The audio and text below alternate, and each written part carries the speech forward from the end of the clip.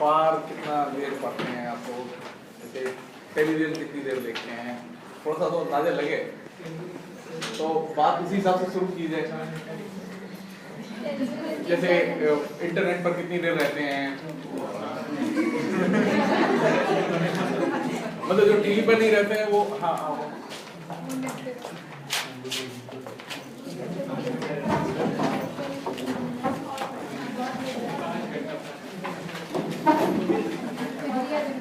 थोड़ा सा मुझे फीडबैक चाहिए ना कि मैं जिन लोगों से बात कर रहा हूँ वे खुद कितना समय माध्यमों में अपना खर्च करते हैं। थोड़ा सा जस्ट मेरी फीडबैक के लिए, क्योंकि मैं उसी जगह से बातचीत शुरू करूंगा।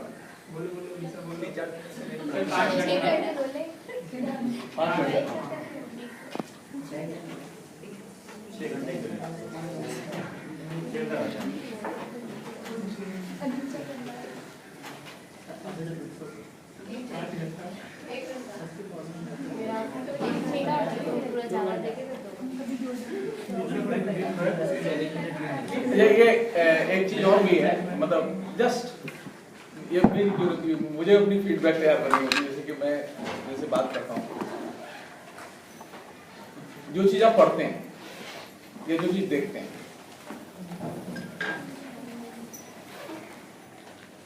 उससे क्या कुछ रिसीव भी करते हैं?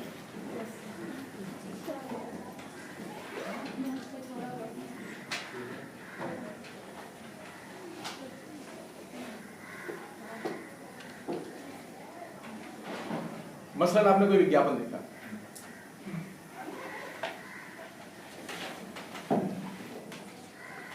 तो विज्ञापन देखते समय कोई चीज रिसीव करते हैं?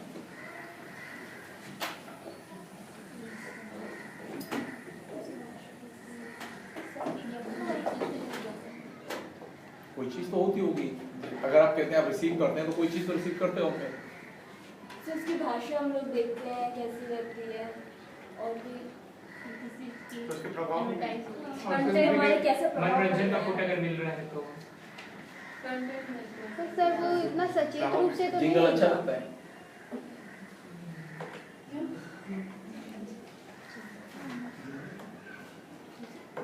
अच्छा लगता है।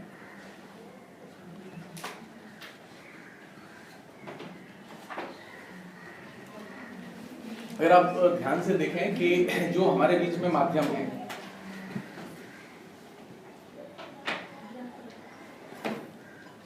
प्रिंट से लेके और सही बात डिजिटल माध्यमों तक, तो ये सारे माध्यम अलग अलग तरीके से व्यवहार करते हैं हमारे साथ।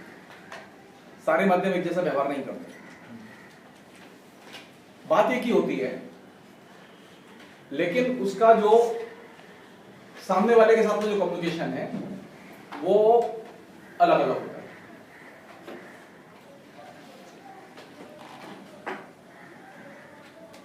मसलन आपने कोई लेख किताब में मेरा देखा या किसी का भी देखा, तो वो आप जिस रूप में पढ़ रहे हैं और उसे ब्लॉग में जिस रूप में पढ़ रहे हैं या फेसबुक में जिस रूप में पढ़ रहे हैं, वो पढ़ना एक जैसा नहीं। कंटेंट वही है, लैंग्वेज वही है।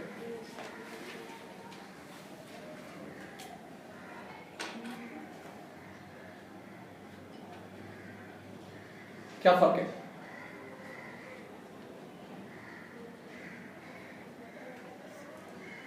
कोई तो फर्क होगा।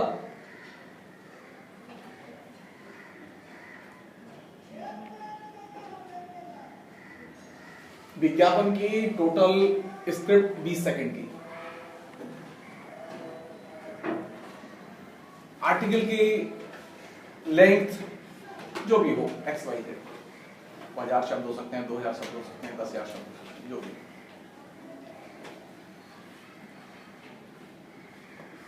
ये मैं खाली मतलब समझने के लिए बोल रहा हूं कि जो माध्यमों में जो कंटेंट होता है वो विभिन्न विभिन्न माध्यमों में अलग अलग तरीके से कम्युनिकेट करता है, उसके मीडियम अलग अलग होते हैं।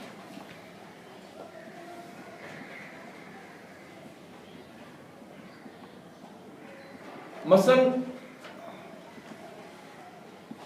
ये एक समस्या है, कम्युनिकेशन की समस्या है, क्योंकि एक ही चीज कम्युनिकेट करते समय आप विभिन्न स्तरों पर विभिन्न माध्यमों में अलग अलग तरीके से कम्युनिकेट करते हैं, वो एक ही जैसे रूप में कम्युनिकेट नहीं होती। जैसे एक उदाहरण दें हम लोग, तो लैला मजनू का नाटक तो क्लासिकल पीस है,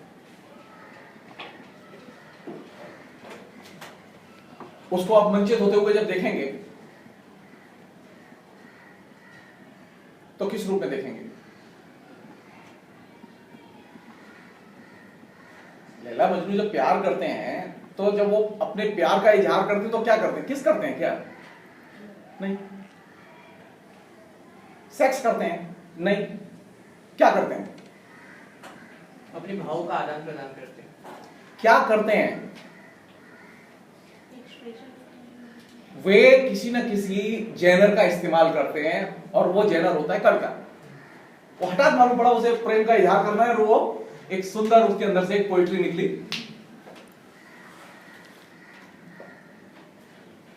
हम क्या समझा रहे हैं बच्चों को?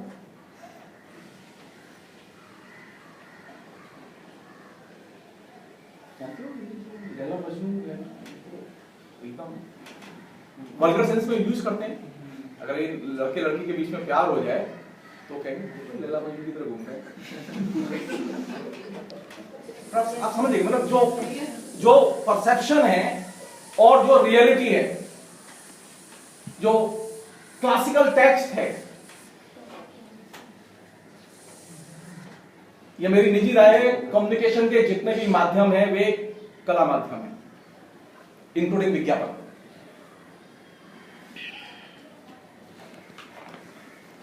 कम्युनिकेशन के जितने भी माध्यम हैं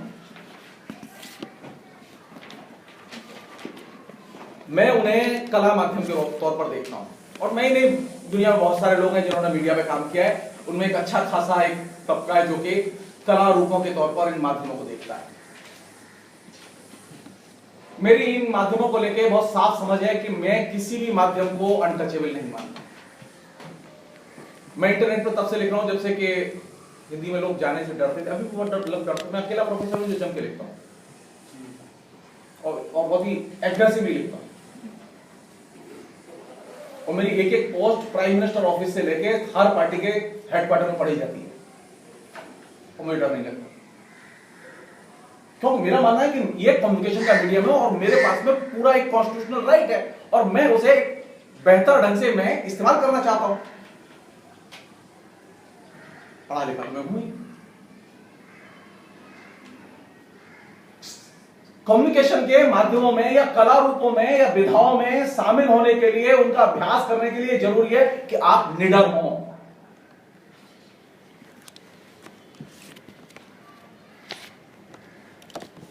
अब डरने लगे, पता नहीं, सर से पूछा तो नाराज तो नहीं हो जाएंगे?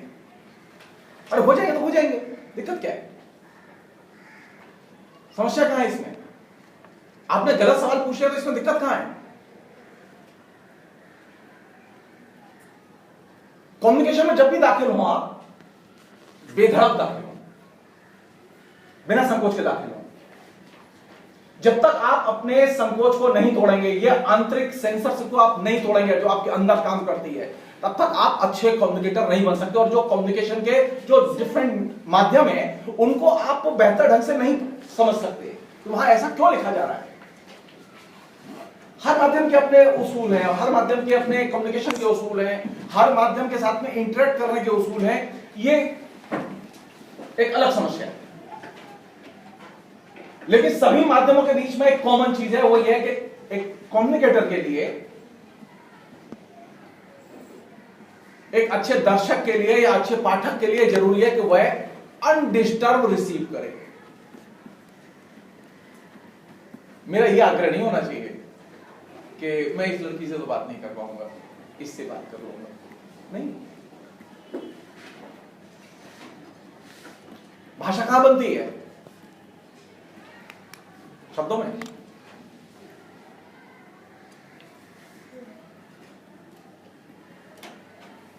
ज्यादातर समय लड़कियां तो शब्द बोलती ही नहीं है, वो तो सिर्फ संकेतों में बात करती हैं। सबसे बड़ा कम्युनिकेशन तो संकेतों में होता है। गलतफहमी है।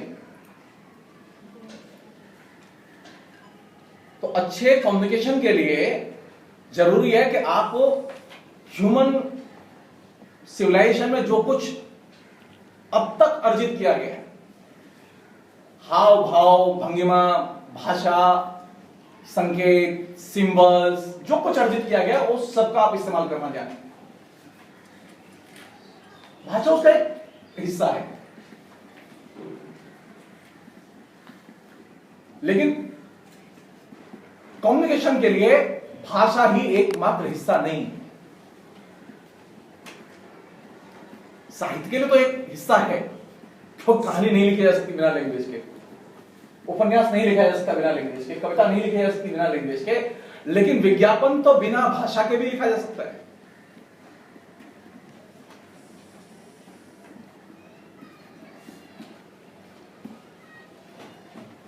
जब ये कंप्यूटर आया तो बहुत सारे लोगों ने लिखा, बहुत हल्ला किया कि कंप्यूटर के आने के बाद में अब वो किताबों का युग खत्म हो जाएगा, लोग किताब नहीं पढ़ेंगे, शब्दों की विदाई हो जाएगी। और खूब बिल्कुल बेवकूफों की तरह खूब पत्रिकाओं में बेशुमार हिंदी के लेखकों ने लिखा इस वक्त, उससे उनकी बेवकूफी और डर ये सब निकल रहा था, और सब पढ़े लिखे लोग थे। अभी 2 दिन पहले एक घटना बताऊंगा आपको, बहुत इंटरेस्टिंग घटना, इससे आपको उस रियलिटी का अंदाजा लगे जो रियलिटी घट रही है। मुझे अचानक ध्यान आया कि मुझे एक बैंक का अकाउंट करना है, तो मैं फूलबागान में जहां उतरा वहीं सामने आईसीआईसीआई बैंक थी, मैं उसको गया, मैंने एक अकाउंट करूंगा। तो उसने कहा हाँ बिल्कुल, आईपैड से सब कुछ हो जाएगा, चिंता मत करिए। मैं हंस रहा था, मैंने कहा करो तुम आईपैड से। उसने आईपैड से किया, जैसे अमिताभ बच्चन का विज्ञापन है, उसने बेवकूफ बनाया मुझे थोड़ी देर। तो मैंने उससे कहा कि देख, कागज लिया, बोले नहीं सर हो जाएगा। देखा 10 मिनट बाद कागज लेकर, सर कागज पे साइन कर, जो फॉर्म पहले भरा जाता था अकाउंट के लिए वो उसे भी लेके आया, तो मैंने उसे साइन कर दिया। तो मैंने उससे कहा कि देख तुझे फिजिकली इन चीजों की जरूरत, वो तो फोटो ले लिया, नहीं नहीं सर हो गया एकदम निश्चिंत। अब वो कल से फोन कर रहा लगा था, तो सर एक बार आ जाइए। मैं गया आपके यहाँ आने के पहले उसके पास, बैंकर बाबू डबल मेहनत कर रहे हो, कागज भी भर रहे हो, डिजिटल भी भर रहे हो। सारी दुनिया में एक अद्भुत घटना घटी, कहा गया पेपरलेस सोसाइटी।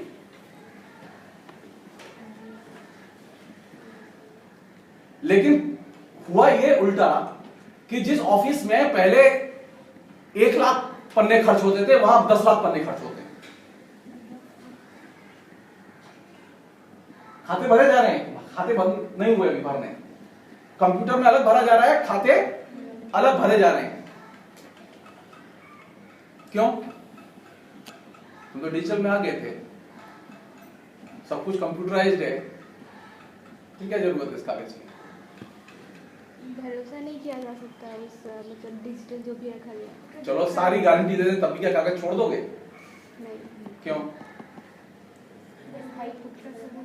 मैंने कल पता नहीं ध्यान आप लोगों ने दिया, मैं एक बात बार बार कहता हूं, मैं फिर आप लोगों को शेयर कर रहा हूं कि कम्युनिकेशन के जितने भी रूप पिछले 2000 वर्षों में ह्यूमन सिविलाइजेशन ने अर्जित किए, निर्मित किए, वे कोई भी रूप डेड नहीं हो सकते।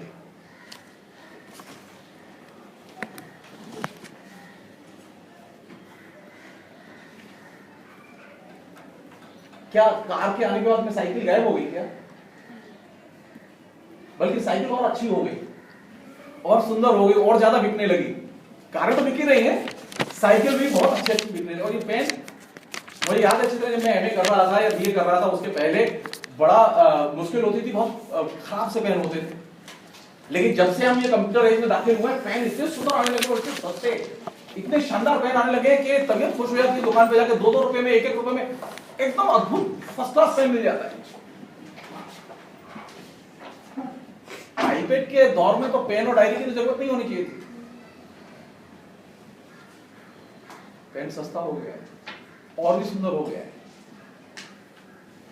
लिखना पहले से ज्यादा सुंदर हो गया है। ये गलतफहमी है।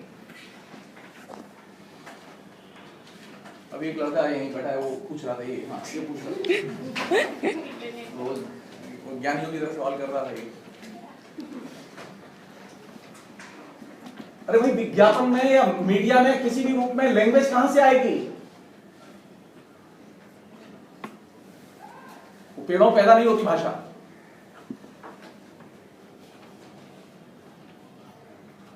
इसने सवाल किया कि सर इंटरनेट क्या आत्मप्रचार का माध्यम है? तो मैंने कहा वो तो हम आपस में बातचीत करते हुए भी कर सकते हैं आत्मप्रचार, लेकिन इंटरनेट की जरूरत नहीं है। क्या कोई ऐसी गतिविधि है जो आपको फेस टू फेस न कर सके और वो मीडिया में करें? काहे को ये इल्यूजन हम पालते हैं और काहे को ये इल्यूजन क्रिएट करते हैं कि वो एक मौलिक मीडियम है, बड़ा मीडियम है, उसमें ये हो सकता है, उसमें वो हो सकता है।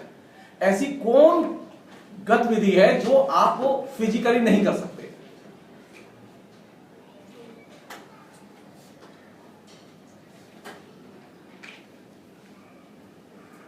माध्यमों में जो भाषा होती है वो भाषा वही होती है जो भाषा जीवन में होती है। ध्यान रखें। संकट यह है कि हमने ये भ्रम पाल लिया है कि माध्यमों की भाषा अलग होती है और जीवन की भाषा अलग होती है। ये एक भ्रम है। हाँ, हर माध्यम की भाषा अलग अलग होती है, ये सच है। वैसे ही जैसे हर व्यक्ति की भाषा अलग अलग होती है।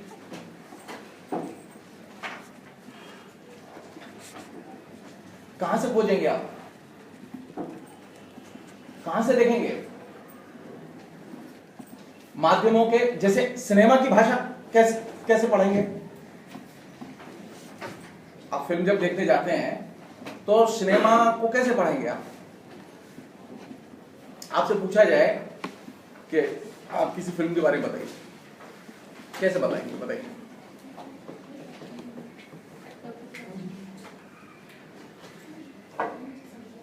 सर अपनी भाषा में बताएंगे, हम जो समझ पाए। अरे उसको देख बताओ ना, तुम कुछ थोड़ा सा बोलो ना, हमें जस्ट ऐसे ही बोलो कुछ जो देखेंगे वो बता देंगे। बताओ कैसे बताओगे? तुम किसी फिल्म के बारे में बताओ। Let's see. जैसे तारे ज़मीन पर देखा तो उसमें एक बच्चे की कहानी बताई गई कि वो बचपन में कैसा रहता है, सबसे कटा हुआ, सबसे अलग। तो जैसा फिल्म में देखते हो वो अपने शब्दों में। वहां घटता कैसे है? भाषा में घटता है? दृश्य में घटता है। सिनेमा की लैंग्वेज पढ़ने के लिए कौन सी चीज जाननी जरूरी है? दृश्यों को जानना जरूरी है। उसे क्या कहानी कला के नियमों के तहत जैसे हम कहानी पढ़ते हैं वैसे पढ़ सकते हैं? नहीं पढ़ सकते। अच्छा, हिंदी वाले की मुश्किल यही है, वो हर चीज को साहित्य की तरह पढ़ता है, जबकि सच ये है कि हर माध्यम को उसके अपने माध्यम के कम्युनिकेशन के रूप में पढ़ा जाना चाहिए। जैसे रेडियो में कौन सी चीज महत्वपूर्ण है?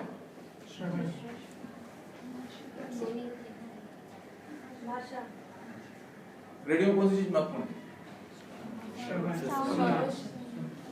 आवाज। रेडियो में साउंड ही महत्वपूर्ण है। तो ये पास ही खड़े हैं दोनों, एक को दूर से आना है, लेकिन ये चीज क्रिएट की जाएगी साउंड से कि एक आदमी दूर से आ रहा है, लेकिन खड़े वो पास ही है। किंतु रियल में वो पास ही खड़े, कौन सी चीज क्रिएट की? वहां कम्युनिकेशन कौन सी चीज है? साउंड। अब आपके पास में जितनी अच्छी साउंड की नॉलेज होगी, आप उतना ही अच्छा रेडियो को पढ़ सकते हैं, ऑडियो को पढ़ सकते हैं। आपकी जितनी अच्छी कैमरे की समझ होगी, आप उतना ही अच्छा सिनेमा को पढ़ सकते हैं, क्योंकि सिनेमा की भाषा कैमरे की भाषा से पैदा होती है।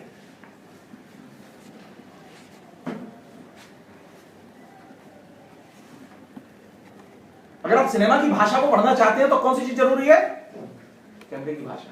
और सिनेमा में खाली कैमरा ही नहीं होता, उसमें और भी चीजें होती हैं, उसमें साउंड भी होती है, उसमें कलर भी होता है, उसमें कॉस्ट्यूम भी होती है, बहुत इंपॉर्टेंट होती है वो कॉस्ट्यूम। नरेटिव और डायलॉग तो उसके इसमें बहुत छोटा हिस्सा है। तो उसकी जो लैंग्वेज को बनाने वाले जो सिस्टम के रूप हैं, वे रूप अगर आप नहीं जानते तो आप सिनेमा को व्याख्यात नहीं कर सकते। मैंने बेशुमार लिखा है मीडिया पे, लेकिन जानते मैं सिनेमा पे नहीं लिख पाया, क्यों? मैं इतना सिनेमा देख नहीं सकता। साल में 1000 फिल्में आती हैं, बीच बीच में मेरी हॉलीवुड को भी देखने की इच्छा करी तो मैं कितनी फिल्में देखूंगा, पागल हो जाऊंगा मैं, मेरी हिम्मत ही नहीं पड़ती देखने की। तो उसको जानने के लिए 10 और चीजें जाननी होंगी।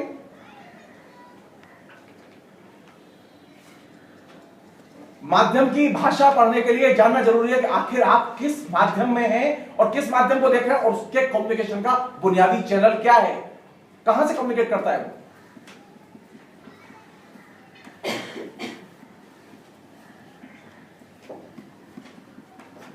लोग कह रहे थे कि जब कंप्यूटर आएगा और आ गया है और अब देखिए अब किताब है तो और शब्द ये सब तो खत्म हो जाएगा जी, अब बचेगा नहीं।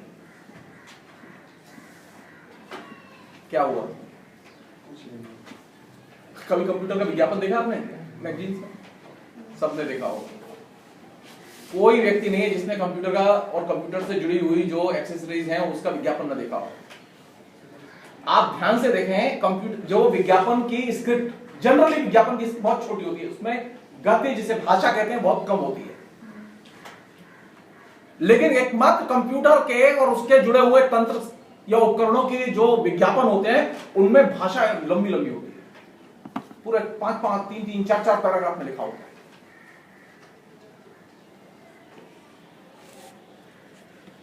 उसे भी छोड़ दीजिए, उसे भी छोड़ दीजिए। जब आप कंप्यूटर पर जाते हैं और जब कीबोर्ड पर हाथ डालते हैं, आप कोई भी चीज लिखना चाहें, आप उसमें संगीत लाना चाहें, आप उसमें रेडियो लाना चाहें, आप कुछ भी चीज लाना चाहें, तो वो किसके जरिए जाएगा? तो शब्द बचेगा या मरेगा? कंप्यूटर में कोई भी चीज लोड नहीं हो सकती बिना लैंग्वेज के। और आप बच्चों को लगातार बताए जा रहे हैं बेवकूफों की तरह कि बेटा शब्द की हत्या हो गई, गद्य चला गया, भाषा चली गई और सब नाश हो गया और एकदम तबाह पड़ा है संसार, भाई तो बिगड़ गए। सच ये नहीं है, सच ये नहीं है, क्योंकि कंप्यूटर का कोई भी काम शब्द के बिना संभव नहीं।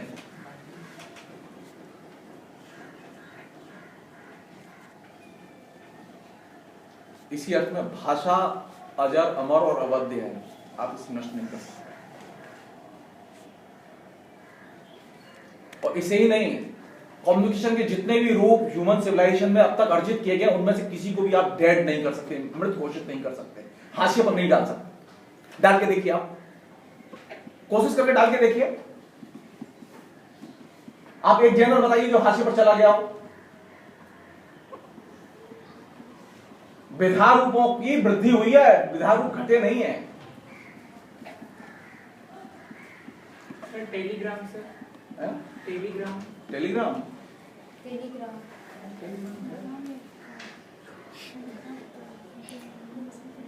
चला गया, बंद हो गया, ऑफिशियली बंद हो गया, लेकिन टेली मैसेज बंद हो गया क्या?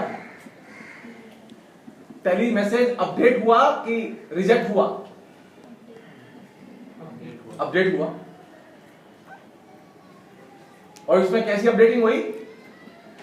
पहले आप टेली मैसेज भेजने के लिए पोस्ट ऑफिस जाते थे, तब टेलीग्राम जाता था।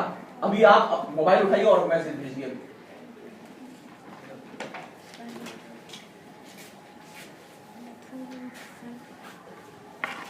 पुराने रूप को अपनी अपडेटिंग तो करते हैं,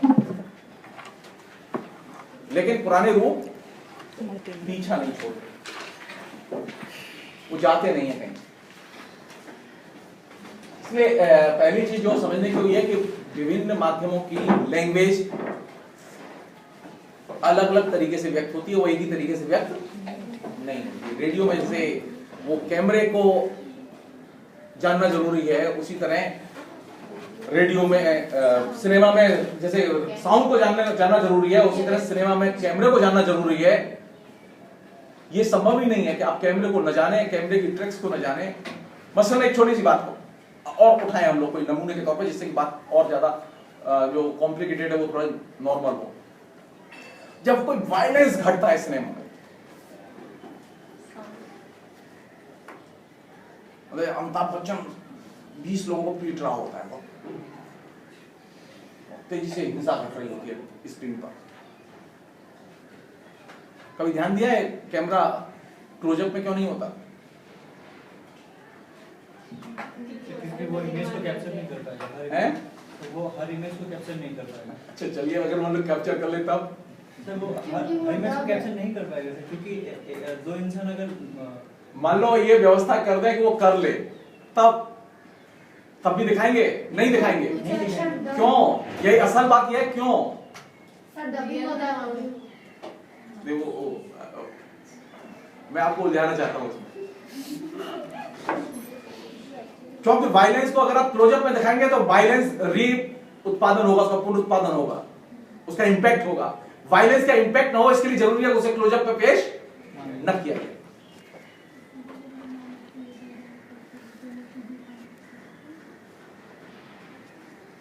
जितने भी टेक्नोलॉजिकल रूप हैं जो कि विभिन्न रूपों में हमारे बीच में काम कर रहे हैं, उन सब की एक आइडियोलॉजी होती है।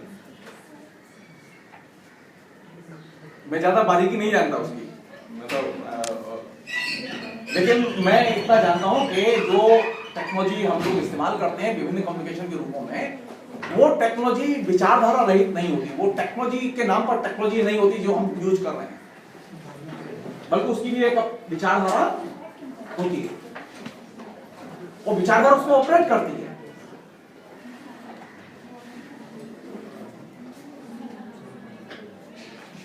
दर्शक पर इंपैक्ट कम से कम हो, इसके लिए जरूरी क्या है?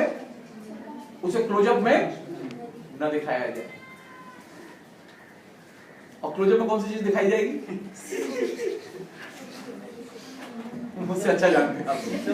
पहले के जो सिनेमा होते थे वो क्लोजअप में नहीं दिखाया जाता था, अब के जो सिनेमा है वो कभी-कभी क्लोजअप में ना अभी तो बहुत कुछ क्लोजअप में आता है, मैं उसके डिस्कस में नहीं जा रहा। मैं सिर्फ छोटी सी बात कह रहा हूं कि एक जो साधारण सी चीज है, क्लोजअप में दिखाएंगे कि नहीं दिखाएंगे, इस साधारण सी चीज का जो सबसे जो मजेदार पक्ष है वो क्या है? क्लोजअप का उसका सबसे मजेदार पक्ष क्या है? उसका मजेदार पक्ष है कि यह निर्णय इसलिए नहीं लिया गया कि उसमें कैमरे की सुविधा के लिए, बल्कि इसके पीछे एक सोच भी है।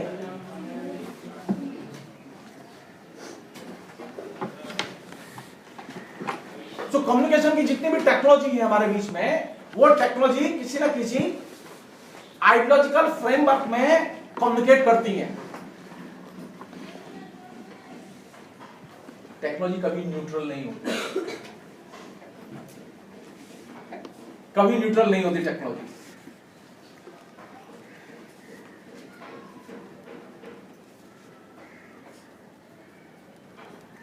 रेल न्यूट्रल होती है? जब रेल पहली बार बिछाई गई हिंदुस्तान में, किस लिए बिछाई गई? इसलिए कि देश में यातायात की सुविधा हो, परिवहन की सुविधा का विकास हो।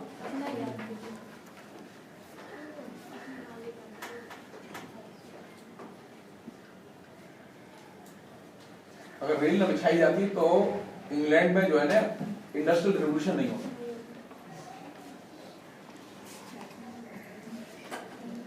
इंडस्ट्रियल रिवॉल्यूशन हो इसके लिए जरूरी क्या था कि हिंदुस्तान में रेलें बिछाई जाए, जिससे कि यहां से कच्चे माल की आवाज ढुलाई हो सके।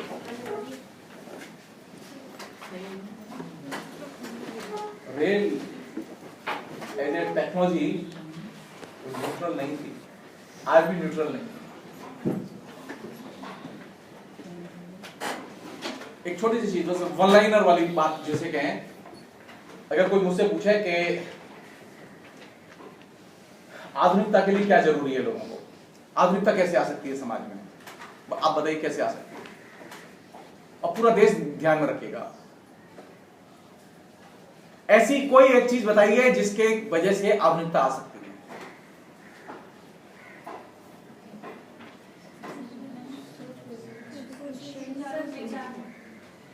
विचार तो बिना टेक्नोलॉजी के उपलब्ध है लोगों के पास में, आप मिल देख लीजिए।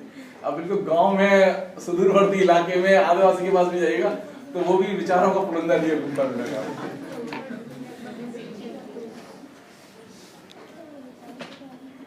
अगर समाज में आधुनिकता लानी है, सिर्फ लाइट ले आओ, बिजली,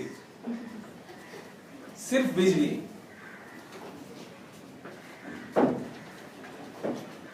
आज भी उन इलाकों में आधुनिकता नहीं पहुंची है जहां बिजली नहीं पहुंची है।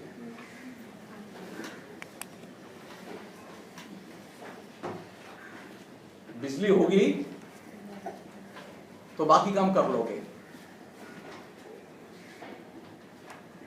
जॉन रीड एक बहुत बड़ा जर्नलिस्ट उपन्यासकार था जिसने एक बहुत शानदार उपन्यास लिखा सोवियत संघ के जब रेवोल्यूशन हुआ, अक्टूबर रेवोल्यूशन, तो उस पर वे 10 दिन जब दुनिया हिल उठी।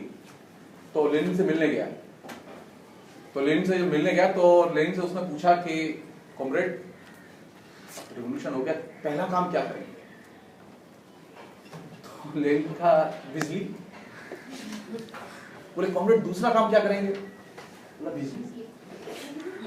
कॉमरेड तीसरा काम क्या करेंगे? बोले बिजली। बोले बिजली के बिना कुछ नहीं होगा, रेवोल्यूशन नहीं हो सकता बिजली के बिना।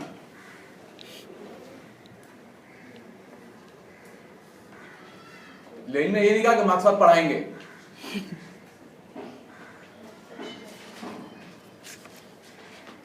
लेनिन उन पहले व्यक्तियों में था जो कि टेक्नोलॉजी के इस एस्पेक्ट को बहुत बारीकी से जानता था और समझता था।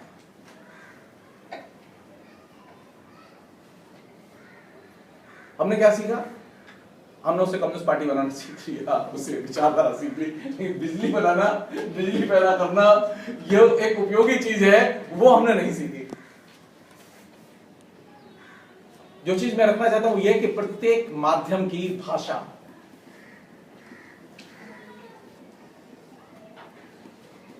अलग अलग होती है और उसे अलग अलग आधार से देखा जाना चाहिए, पहली चीज। दूसरी चीज ये कि अब एक दो चीजें हम ले नमूने के तौर पर जिससे कि इस लैंग्वेज के पूरे इस क्राइसिस को समझ सकें।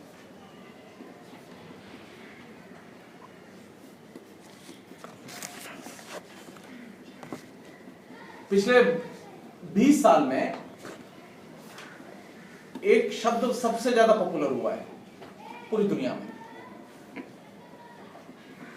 और हमारा जो अभी प्रधानमंत्री उसका तो सबसे फेवरेट शब्द है वो सोचिए वो प्रधानमंत्री बनने के बाद में उसने किस बात सबसे ज्यादा भाषण दिए हैं? मैं देखना चाहता हूं आप लोगों की कॉमन सेंस।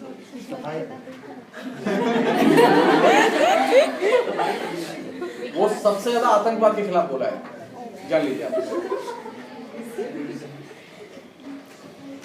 मोदी की फेवरेट स्पीच है जितनी भी जो उसने दी है इस प्रधानमंत्री बनने के बाद में, उसमें वार ऑन टेरर पर सबसे ज्यादा जोर है, आतंकवाद के खिलाफ युद्ध पर सबसे ज्यादा जोर है।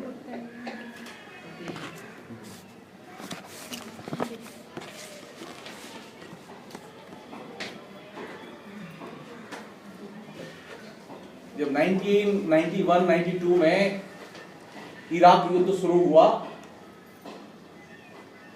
और इराक पर हमले की तैयारी शुरू हुई, तो उस समय ये बहुत गंभीर समस्या थी हमारे सबके सामने, अमेरिका के सामने और भी ज्यादा विकट समस्या थी क्योंकि अमेरिका वियतनाम युद्ध लड़ चुका था और हार चुका था वियतनाम जैसे छोटे से देश से, और वहां से उसे पराजित होकर लौटना पड़ा था। पूरा अमेरिकी प्रशासन त्रस्त था कि आखिर हम हार क्यों गए। इतनी बड़ी सेना, इतना गोला बारूद, वियतनाम का एक एक इंच जमीन बारूद से भर गई, इसके बावजूद वियतनाम को हरा नहीं पाए। 1 फुट जमीन नहीं थी वियतनाम में जहां बारूद न गिरा हो। आज जानते हैं वियतनाम की स्थिति? वियतनाम विश्व के सबसे सुंदरतम देशों में से एक।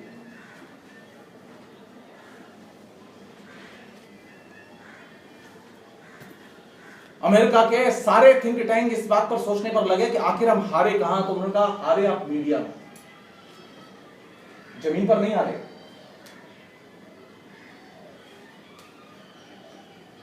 हथियारों की लड़ाई, आपके पास बहुत सुंदर हथियार हैं, हथियारों से युद्ध नहीं जीते जाते। युद्ध तब जीते जाते हैं जब माध्यम में जीते हैं आप। हथियारों की भाषा को जब माध्यम बोलने लगे और माध्यमों के जरिए उसे नियमित किया जाए तब युद्ध जीते जाते हैं, नहीं तो नहीं जीते जाते। और वियतनाम में जब हारे तो उनका पहला निष्कर्ष यही था कि हम हारे तो इसलिए क्योंकि हम मीडिया में हार गए।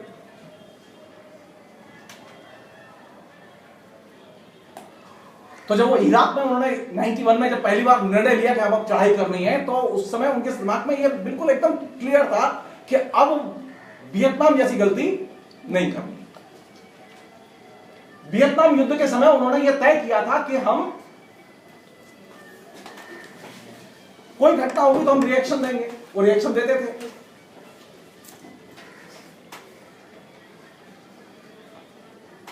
लेकिन जब इराक में उतरे तो वो रिएक्शन नहीं, पूरा मीडिया नियंत्रित करके उतरे।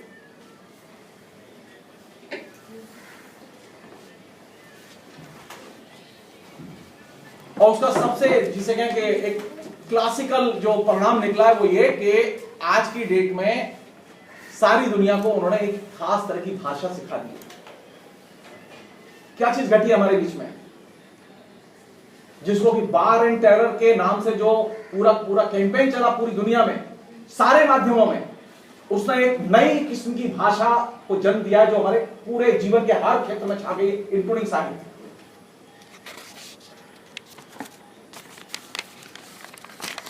कैसी भाषा बोलते हैं हम लोग,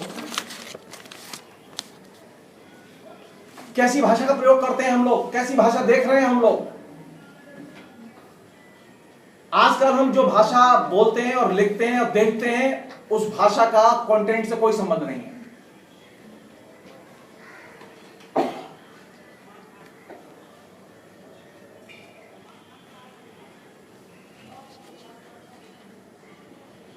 पहली बार हुआ कि इराक युद्ध के समय युद्ध को और उसकी अंतर्वस्तु को एकदम अलग कर दिया गया। पत्रकार गए थे, बहुत बड़े बड़े पत्रकार गए थे, सारे दुनिया के 800 बड़े मीडिया संस्थानों के पत्रकार गए थे वहां।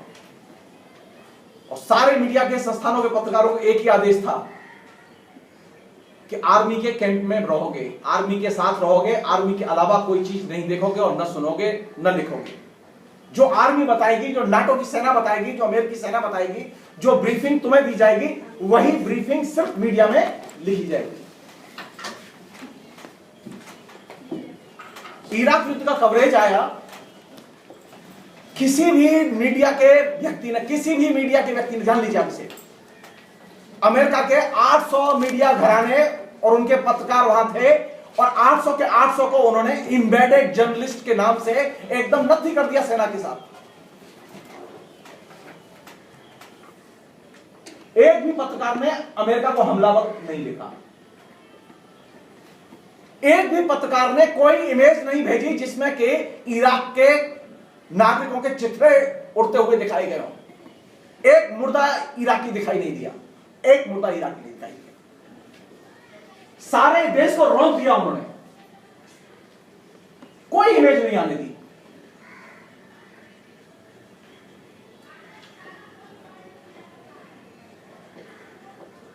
जिस समय घटना घटी, मैं नहीं जानता कि हिंदी में या बाहर भारतीय भाषाओं में क्या हुआ।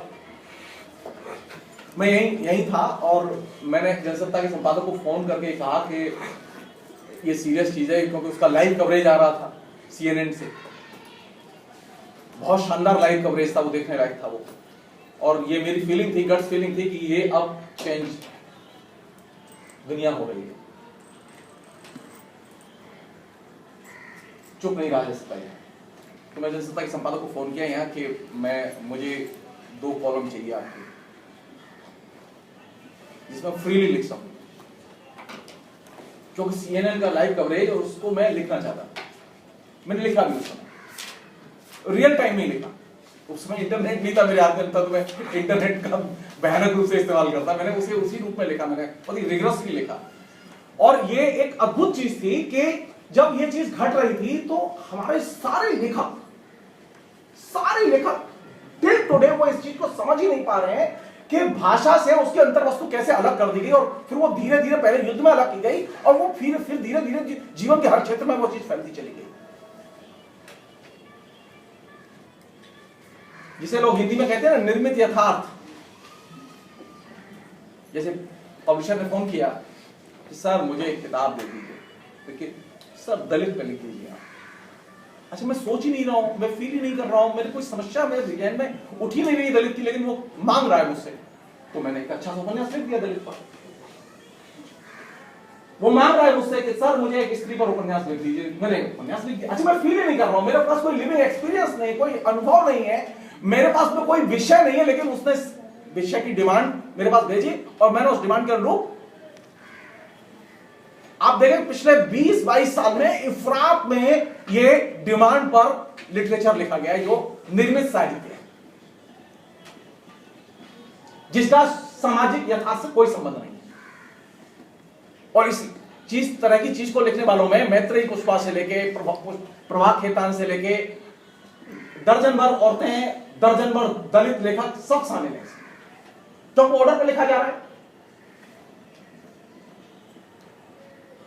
पूरी दुनिया में एक सिस्टम पैदा हो गया सांस्कृतिक अध्ययन का, कल्चरल स्टडीज का।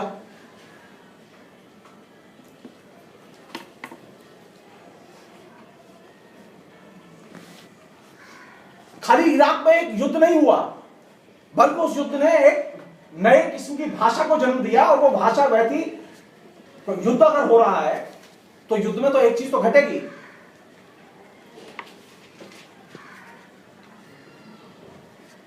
युद्ध तो दोनों तरफ से होगा ना। तो इराक तो हमलावर था ही नहीं, हमला तो इराक पर अमेरिका ने किया जाके।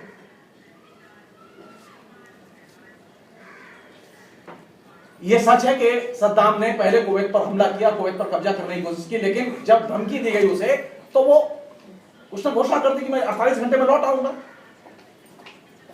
वो लौट के आए कुवैत से, उसके पहले ही इराक पर हमला शुरू कर दिया गया, और चीजें फिर रुकी नहीं। आज स्थिति है कि इराक से 70 लाख लोग शरणार्थी होकर बाहर पड़े हुए हैं। पूरा इराक एकदम सुंदर इराक था, जहां के कभी किसी को कोई भुखमरी का सामना नहीं करना पड़ा। आप जान लीजिए इसे, एकदम सेकुलर इराक होता था। आज क्या स्थिति है वहां की? आज स्थिति है कि वहां एक बिल्डिंग नहीं बची जिसपे बम न गिरे हों। वहां कोई स्कूल नहीं है, वहां कोई यूनिवर्सिटी नहीं है, वहां कोई चीज नहीं बची। और 800 मीडिया घराने वहां थे एम्बेडेड जर्नलिस्ट के तौर पर, किसी ने भी उसकी रिपोर्टिंग नहीं।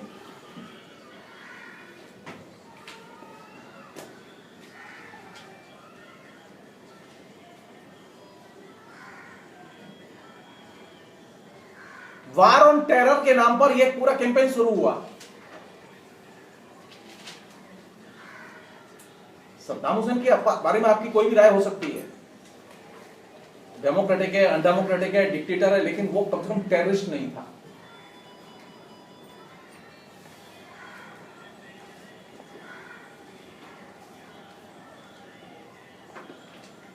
आतंकवादी नहीं था वो। तो जो जर्नलिस्ट वहां से रिपोर्ट कर रहे थे, उन जर्नलिस्टों ने किस तरह की रिपोर्टिंग की? अगर वार ऑन टेरर के कैप्शन के साथ में चीजें आ रही हैं, तो मुझे देखना होगा कि ये जो युद्ध की रिपोर्टिंग है, वो युद्ध की रिपोर्टिंग में क्या मरे हुए लोगों के बारे में जिक्र आ रहा है। टिल टुडे हमें मालूम नहीं कितने लोग मारे गए, हम एग्जैक्टली संख्या नहीं जानते।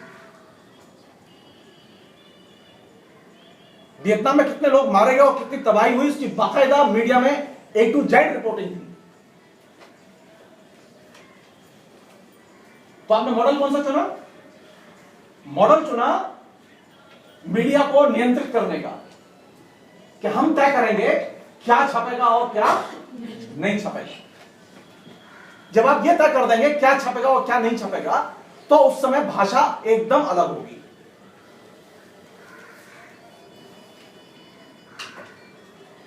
आपसे एक छोटी सी बात पूछी जाए, आतंकवादी किसे कहते हैं?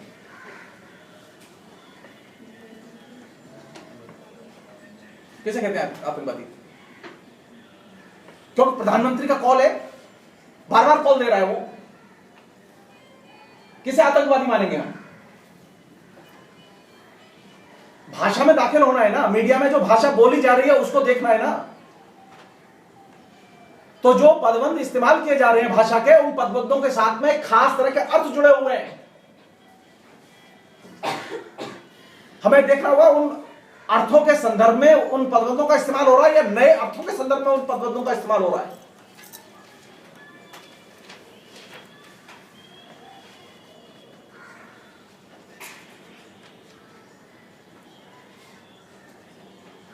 वार ऑन टेरर के नाम पर जो लैंग्वेज शुरू की गई, उस लैंग्वेज में कौन सी चीज थी जो इराक के खिलाफ शुरू की गई? दो तीन चीजें कहीं बहुत फ्रेज के तौर पर मैं बता रहा हूं आपको, जिससे कि आपको उसका अंदाजा लगेगा, उसके क्राइसिस का अंदाजा लगेगा, जो क्राइसिस हम लोगों के बीच में है, अभी भी है। जब आप आतंकवाद के खिलाफ में जो लड़ाई का जो विश्व अभियान है अमेरिका के, जब उसकी मुहिम में शामिल हो जाएंगे तो कौन सी भाषा बोलेंगे? भय की भाषा बोलेंगे। अब क्या कह रहे हैं? आतंकवादी किसी भी स्कूल को उड़ा सकते हैं। वहां घटना हुई ना, अब वो यहां फियर क्रिएट। अच्छा, ये संभव है फिजिकली? क्या हर स्कूल में पुलिस लगाए? ये संभव है? ये संभव है हर लैंप पोस्ट पर पुलिस लगाए? वार ऑन टेरर की लैंग्वेज भय की भाषा से जुड़ी हुई है, भय की भाषा।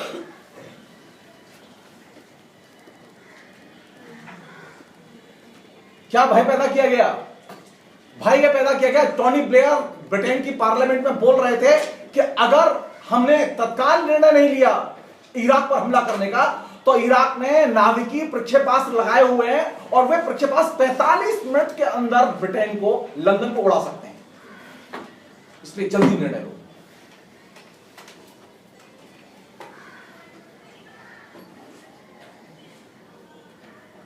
उधर जॉर्ज बुश साहब,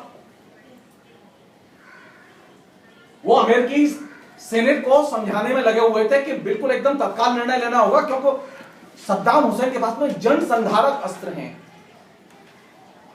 अच्छा, लग रहा था ऐसे कि एकमात्र इसी के पास जनसंहारक अस्त्र है और किसी के पास जनसंहारक अस्त्र नहीं है।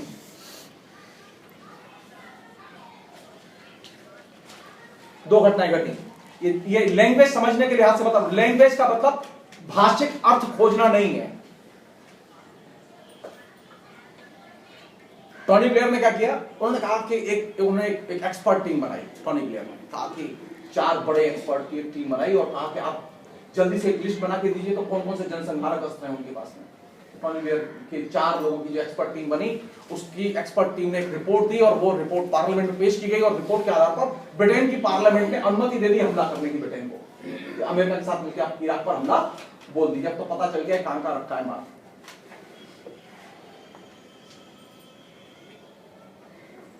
रियल टाइम में घट रहा था ये सब कुछ, और मैं रियल टाइम में लिख रहा था। मैं आपको बताऊं, चूंकि मेरा राजनीति मेरा फेवरेट टॉपिक है, मैं उसमें ज्यादा रमण करता हूं, मुझे मजा आता है उसमें। एक किसी लड़के ने एमफिल का डिसर्टेशन लिखा था 1990 के आसपास। वो एमफिल के डिसर्टेशन में उसने ये लिखा था डिटेल्स के, इराक के पास कौन कौन से जनसंहारक अस्त्र हैं। तो यार लोगों ने क्या किया कि जो एक्सपर्ट टीम बनाई थी टोनी ब्लेयर ने, वो उसके एमफिल के डिसर्टेशन से सारा डाटा चुरा के उन्होंने अपनी एक्सपर्ट रिपोर्ट में लगा के उसे पार्लियामेंट में पेश कर दिया।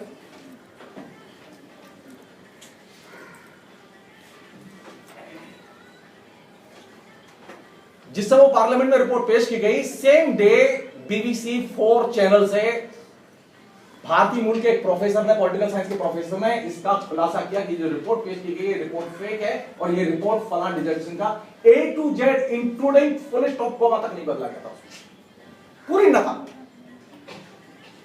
खाली जो रिसर्चर का नाम था उसकी जगह उन 4 एक्सपर्ट के नाम डाल दिए गए। अब मुश्किल ये थी कि भाई वो बुश साहब जो वहां ब्रिटेन के सांसदों को समझा रहे हो, अमेरिका के सांसदों को समझा रहे थे, सेनेटरों को, वो कैसे समझा रहे थे, तो उन्होंने क्या किया, बहुत शानदार 20 मिनट की एक वीडियो फिल्म बनाई और उसमें एक लड़की अपने उत्पीड़न की कहानी, कैसे सद्दाम हुसैन और उसकी सेना उत्पीड़ित कर रही है और परेशान कर रही है और कितना जनसंहार कर रही है, उसकी मर्मांतक कहानी उसने चित्रित की और वो फिल्म जो है बाकायदा प्रदर्शित की गई हाउस में, जन सांसदों की ओपिनियन को बोल्ड करने के लिए। अच्छा, ये जो घटनाएं घट रही हैं, इन घटनाओं के व्यापक कवरेज दिए जा रहे हैं और जो बीबीसी लंदन में जिस भारतीय मूल के पॉलिटिकल साइंस के प्रोफेसर में साउथ इंडियन लड़के हैं, जब वो डिस्क्लोज किया, जानते हो उसकी रिपोर्ट 3 लाइन में आई पूरी दुनिया में। तो उसने डिस्क्लोज कर दिया कि ये जो रिपोर्ट है, ये रिपोर्ट एकदम फेक है और गलत है। हमला हो चुका था। एक जर्नलिस्ट लगा कि ये जो वीडियो बन के आई, जिसको अमेरिकी सेनेटर को दिखाया गया, उसे 2 साल लगे इसे ट्रेस करने में, आखिर वो 15 साल की लड़की है कौन? 2 साल लगे उसे, और 2 साल में उसने उस लड़की को खोज के निकाला। मालूम पड़ा कि इराक का जो राजदूत अमेरिका में हुआ करता था उस समय, उसकी बेटी थी जिसने अभिनय करके वो वीडियो फिल्म तैयार कर रखी थी और वो ऑर्डर पर तैयार की गई थी सीआईए के।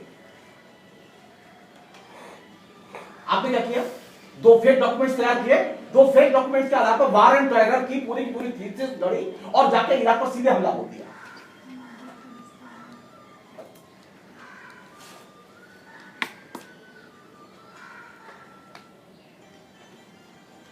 जो भाषा बोली जा रही है वो भाषा सत्य से जुड़ी भी है, इसमें अब संदेह होने लगा है।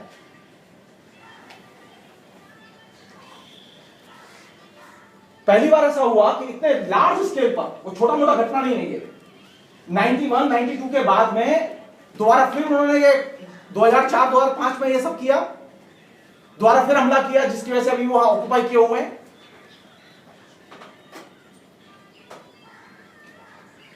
$17 पर बैरल था तेल का दाम। छलांग लगाई, कहां पहुंचा? 120, $125 तक।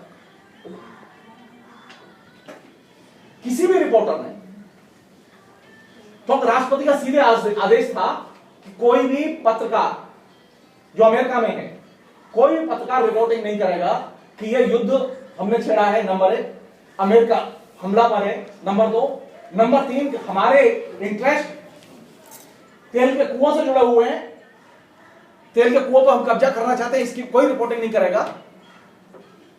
सिर्फ एक ही चीज रिपोर्ट की जाएगी कि हम लोकतंत्र की स्थापना के लिए आए हैं। और आश्चर्यजनक की बात है कि वो सारे लोग लोकतंत्र की स्थापना के लिए ही रिपोर्टिंग कर रहे थे वहां से। और दिलचस्प बात यह थी, किसी भी पत्रकार को मिलिट्री कैंप के बाहर जाने की अनुमति नहीं थी। तो पहली बार एक ऐसी भाषा लिखी गई सारे माध्यमों में पिछले 20 साल में, जो कि रिपोर्टर स्पॉट पर गया ही नहीं, जिसने अपनी आंखों से किसी वाक्या को देखा ही नहीं। जो आर्मी के लोग जो क्लिपिंग्स दे रहे थे, आर्मी के लोग जो ब्रीफिंग दे रहे थे, वही ब्रीफिंग और वही क्लिपिंग माध्यमों में छप रही थी। और उसमें 2 चीजों का खास तौर पर ध्यान रखा गया कि एक तो किसी भी मुर्दा की इमेज न जाए, कोई इराकी मरा हुआ न दिखाया जाए, और कहीं पर भी कोई विध्वंस न दिखाया जाए, और अमेरिका को हमलावर कोई न लिखे। अगर जिस पत्रकार ने लिख दिया अमेरिका हमलावर है, उसकी नौकरी गई। कई पत्रकारों को नौकरी से निकाला भी गया। ये बात मैं इसलिए लिख रहा हूं कि जब कोई भाषिक पदबंध मीडिया में इस्तेमाल किया जाता है तो उसके पीछे बहुत अच्छी खासी रिसर्च होती है, ब्रेन लगता है, और वह तय तरीके से उसे एक्सपेरिमेंट के तौर पर उतारा जाता है। ये जो वार एंड टेरर का जो कॉन्सेप्ट था, यह कॉन्सेप्ट इसलिए नहीं उतारा गया कि उन्हें आतंकवाद को पछाड़ना था। क्या निकला? अमेरिका ने जब कब्जा कर लिया 2004 में पूरे इराक पर, आप लोगों ने ध्यान दिया हो, उस समय एक रक्षा मंत्री हुआ करते थे उनके, मिस्टर पॉवेल, पॉवेल ने साहब संयुक्त राष्ट्र संघ की सुरक्षा परिषद में बकायदा लाइव टेलीकास्ट आ रहा है और वो बता रहे हैं कि देखिए ये जो जनसंहारक अस्त्र है, देखिए ये गांव देख रहे हैं ना आप, ये गांव पहाड़ियों के पीछे, उस गांव में देखिए ये जो एक बिल्डिंग बनी हुई है, इस बिल्डिंग के अंदर हथियार बनते हैं और देखिए लॉरी जा रही है, ये लॉरियां आ रही है और जा रही है, ये सारी मिसाइलें लेके जा रही हैं और आ रही है, बकायदा डिटेल्स में दिखाया। और जब 2004 में इनका कब्जा हो गया पूरे इराक पर,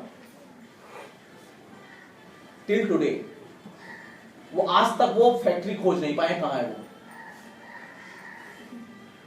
कोई फैक्ट्री थी ही नहीं वहां, आज तक एक भी जनसंहारक अस्त्र नहीं मिला उनको इराक में। लेकिन सारी दुनिया को कन्विंस कर दिया उन्होंने कि इराक में जनसंहारक हथियार हैं और इराक से सारी दुनिया को खतरा है, सारी मानवता को खतरा है और इसलिए इराक पर हमला करना बेहद जरूरी है।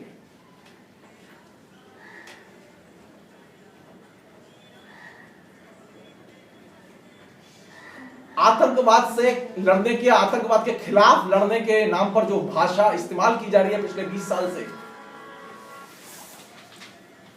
उसकी ब्यूटी है कि उसमें झूठ के अलावा दूसरी चीज नहीं होती, शुद्ध झूठ होता है।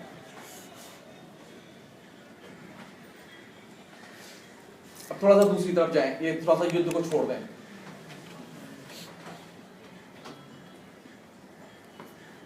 कार के विज्ञापन देखे आपने?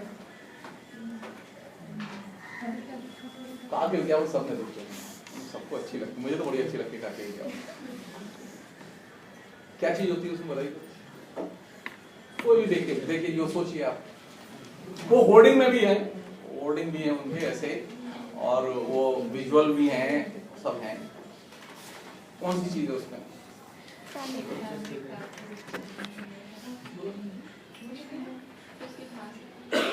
सो दोनों डिटेल बताए जाते हैं। पहले मतलब जो कार के विज्ञापन जो पहले आते थे उसमें कार का फुल मॉडल, उसके साथ साथ उसके जो कॉन्फ़िगरेशन क्या क्या है, कितना इंजन है, क्या सीसी है, कितने सीटर हैं और माइलेज क्या है, ये सारी बातें बताई जाती थी।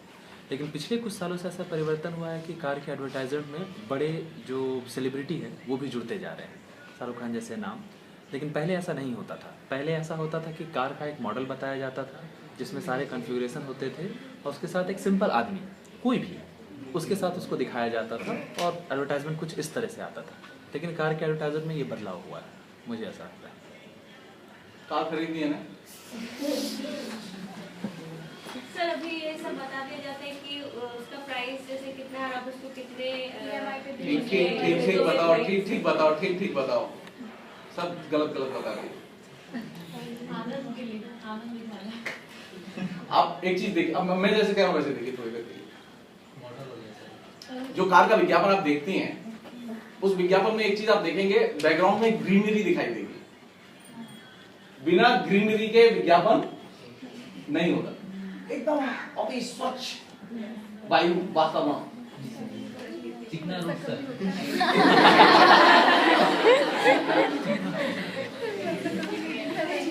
अब वो नहीं, ये डिटेल्स नहीं इतने इंपॉर्टेंट है, इंपॉर्टेंट नहीं है।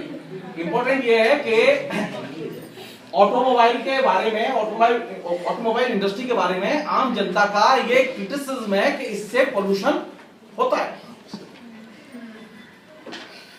ऑटोमोबाइल इंडस्ट्री इसका अपने तरीके से काउंटर करती है, वो एक विज्ञापन देती है और वो विज्ञापन क्या है? एकदम पोल्यूशन रहित कार।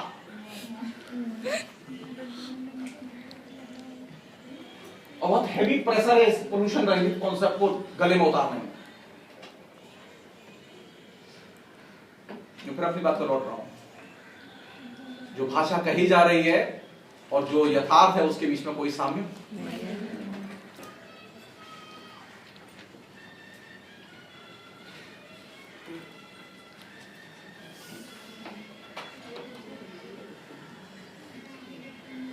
और कोई एक छोटा सा उदाहरण लें जिनको बहुत ज्यादा करीबी हो। बाल तुम गिरते बताओ।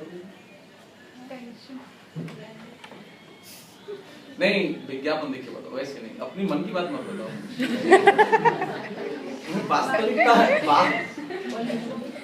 जब आप शैम्पू का और कंडीशनर का विज्ञापन देखते हैं, जो बेटर होता है वो यूज करना स्टार्ट कर देते हैं, इसलिए झड़ना स्टार्ट आप ध्यान से देखें, क्योंकि हम सब लोग बहुत अच्छे कंज्यूमर हैं कॉस्मेटिक्स के। डे बाय डे बेटर होता जाता है तकलीफ। कौन सी चीज है जो आपको अपील करती है?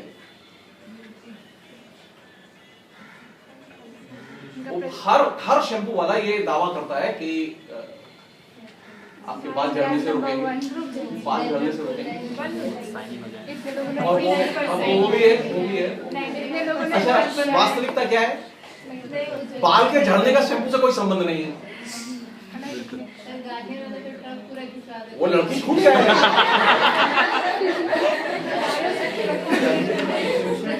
मैं जो चीज समझाना चाहूँ ये लिटरेचर के विद्यार्थी ये इस भाषा को बहुत अच्छे से समझते हैं।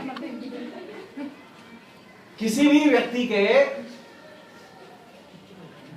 बाल शैम्पू लगाने से न तो रुकते हैं न झड़ते हैं। बाल के झड़ने का संबंध किससे है?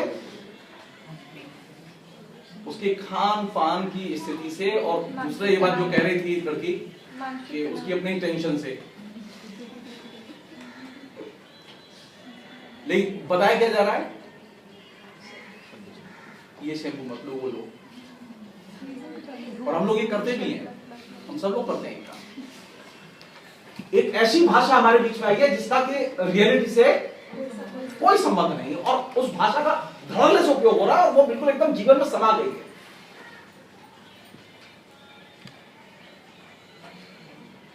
और उसका सबसे आइडियल रूप क्या है? जिसे ठेठ चलता हुआ लैंग्वेज में कहें, हम आर्टिफिशियल लैंग्वेज बोलने लगे।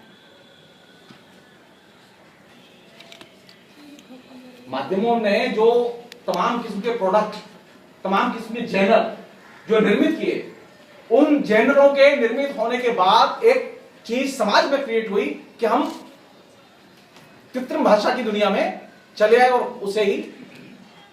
और वो कृत्रिम भाषा कैसी होती है?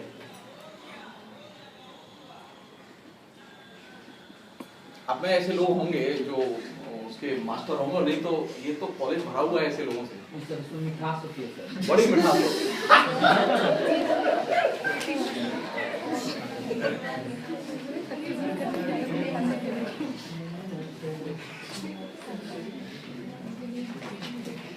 कान को अच्छी लगती है वो खाली मिठास, हृदय को नहीं लगती, मन को तो एकदम ही नहीं लगती।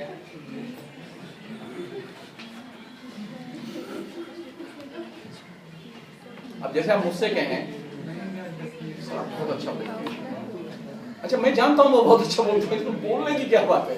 इस प्रशंसा, ये तो झूठी प्रशंसा है जो मुझसे की जा रही है। या मैं ये कहूं कि तुम देखने बहुत अच्छी लगती है, अब ये तो एक अजीब परेशानी है। अच्छा जबरदस्ती हम प्रशंसा कर रहे हैं।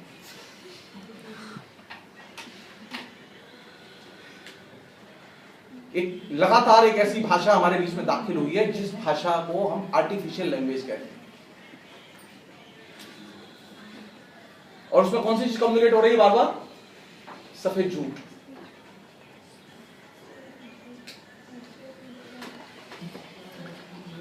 इसने लिटरेचर को भी प्रभावित किया है। आर्टिफिशियल बड़े पैमाने पर निर्मित यथार्थ पर आधारित साहित्य भी लिखा जा रहा है। ऐसा नहीं है खाली माध्यमों में जो चल रहा है वो माध्यम को प्रभावित करेंगे, माध्यम के विधा रूपों को प्रभावित करेंगे, वो दैनंदिन जीवन की भाषा को प्रभावित नहीं करेंगे, ऐसा नहीं है।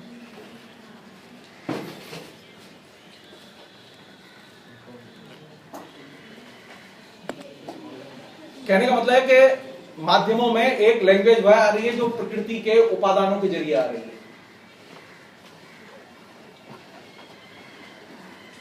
तरह तरह के रेफरेंस है उसमें प्रकृति। वो साड़ी का विज्ञापन, वो जैसलमेर की, वो तो अच्छा वो बालू इतनी रोमांटिक कि भगवान, मैंने आज तक इतनी रोमांटिक बालू नहीं देखी जितनी वो विज्ञापन में दिखाई देती है।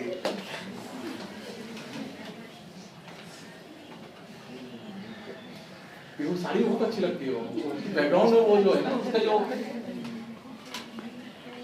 लेकिन रेगिस्तान के उस वास्तविकता का और रोमांटिसिज्म का कोई संबंध बिल्कुल नहीं है। तो जो अगर भाषिक प्रयोग देखें इसके, तो भाषिक प्रयोगों में, क्योंकि हिंदी में ये थोड़ी सी एक टेंडेंसी है कि थोड़ा सा थोड़ा प्रवृत्तियां बना दीजिए, कुछ तो बता दीजिए कुछ किस तरह की प्रवृत्तियों के भाषा में प्रयोग हो रहे हैं। तो एक प्रयोगों की पूरी श्रृंखला ऐसी है विज्ञापनों में जहां की प्रकृति हर हालत में वहां है। दूसरा एक रूप है जहां जिसका इस्तेमाल खूब हो रहा है लैंग्वेज के तौर पर, वो है हिस्ट्री, इतिहास। इतिहास जो है ना वो बार बार जो है ना वो विज्ञापनों में किसी न किसी, जैसे वो अमिताभ बच्चन के ना वो चलो गुजरात चलने वाले,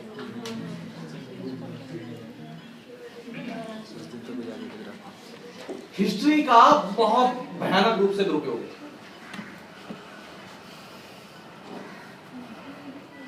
थर्ड जो चीज है लैंग्वेज के तौर पर जिसका कि खूब इस्तेमाल हो रहा है वो यूथफुलनेस।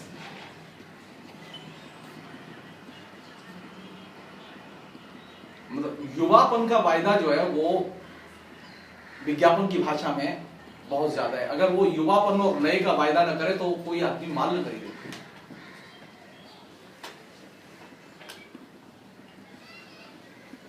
लास्ट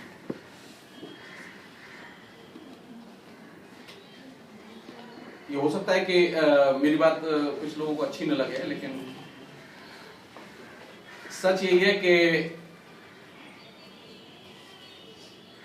एक बड़े पैमाने पर सांप्रदायिकता की भाषा का इस्तेमाल हो रहा है।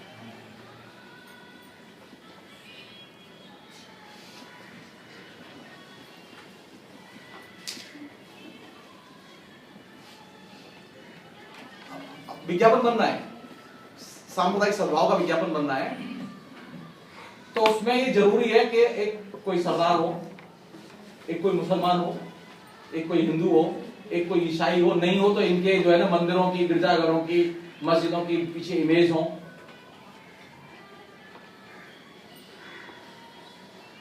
मीडिया में जब भी ये रिलीजियस आइडेंटिटी को सेंटर में रखे कोई चीज चित्रित की जाएगी तो वो जो कम्युनिकेशन होगा वो कम्युनिकेशन कम्युनल कम्युनिकेशन होगा, वो सेक्युलर कम्युनिकेशन नहीं होगा, चाहे उसकी स्क्रिप्ट कुछ भी हो।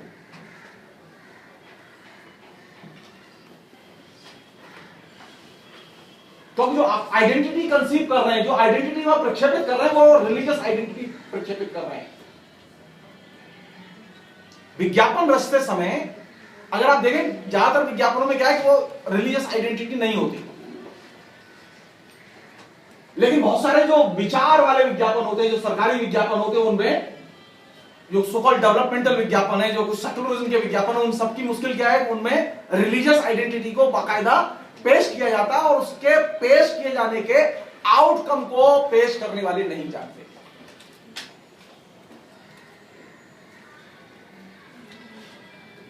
मैं आपके बीच में अभी रामायण पाठ करूं, इसमें कोई नुकसान नहीं है। मैं आपके बीच में गीता का पाठ करूं, इसमें भी कोई नुकसान नहीं है। मैं सत्यनारायण कथा पढ़ूं, इसमें भी कोई नुकसान नहीं है, क्योंकि मेरे और आपके बीच में है। लेकिन मैं लाउड स्पीकर लगा के, खाली लाउड स्पीकर लगा के खाली मैं उसका प्रसारण करूं, यहां रेडियो पे भी नहीं, यहीं खाली, तो ये तय मानिए कि फिर वो कम्युनिज्म में चला जाएगा, क्योंकि वहां एक नई चीज आ गई, दाखिल हो गई। धार्मिक कम्युनिकेशन का मतलब है कि वह सार्वजनिक कम्युनिकेशन नहीं होता, वो निजी कम्युनिकेशन होता है। धार्मिक कम्युनिकेशन को जो ही आप सार्वजनिक कम्युनिकेशन में ले जाएंगे तो वो धर्म का अतिक्रमण कर जाएगा और उसका क्या कहां किस रूप में रूपांतरण होगा हम नहीं जानते। वो कम्युनल भी हो सकता है, वो आतंकवादी भी हो सकता है, वो रीजनल फैनेटिक भी हो सकता है। इसकी कोई गारंटी नहीं है कि जो नमाज पढ़ी जा रही है और नमाज के बाद में क्या निकलेगा, इसकी कोई गारंटी नहीं है।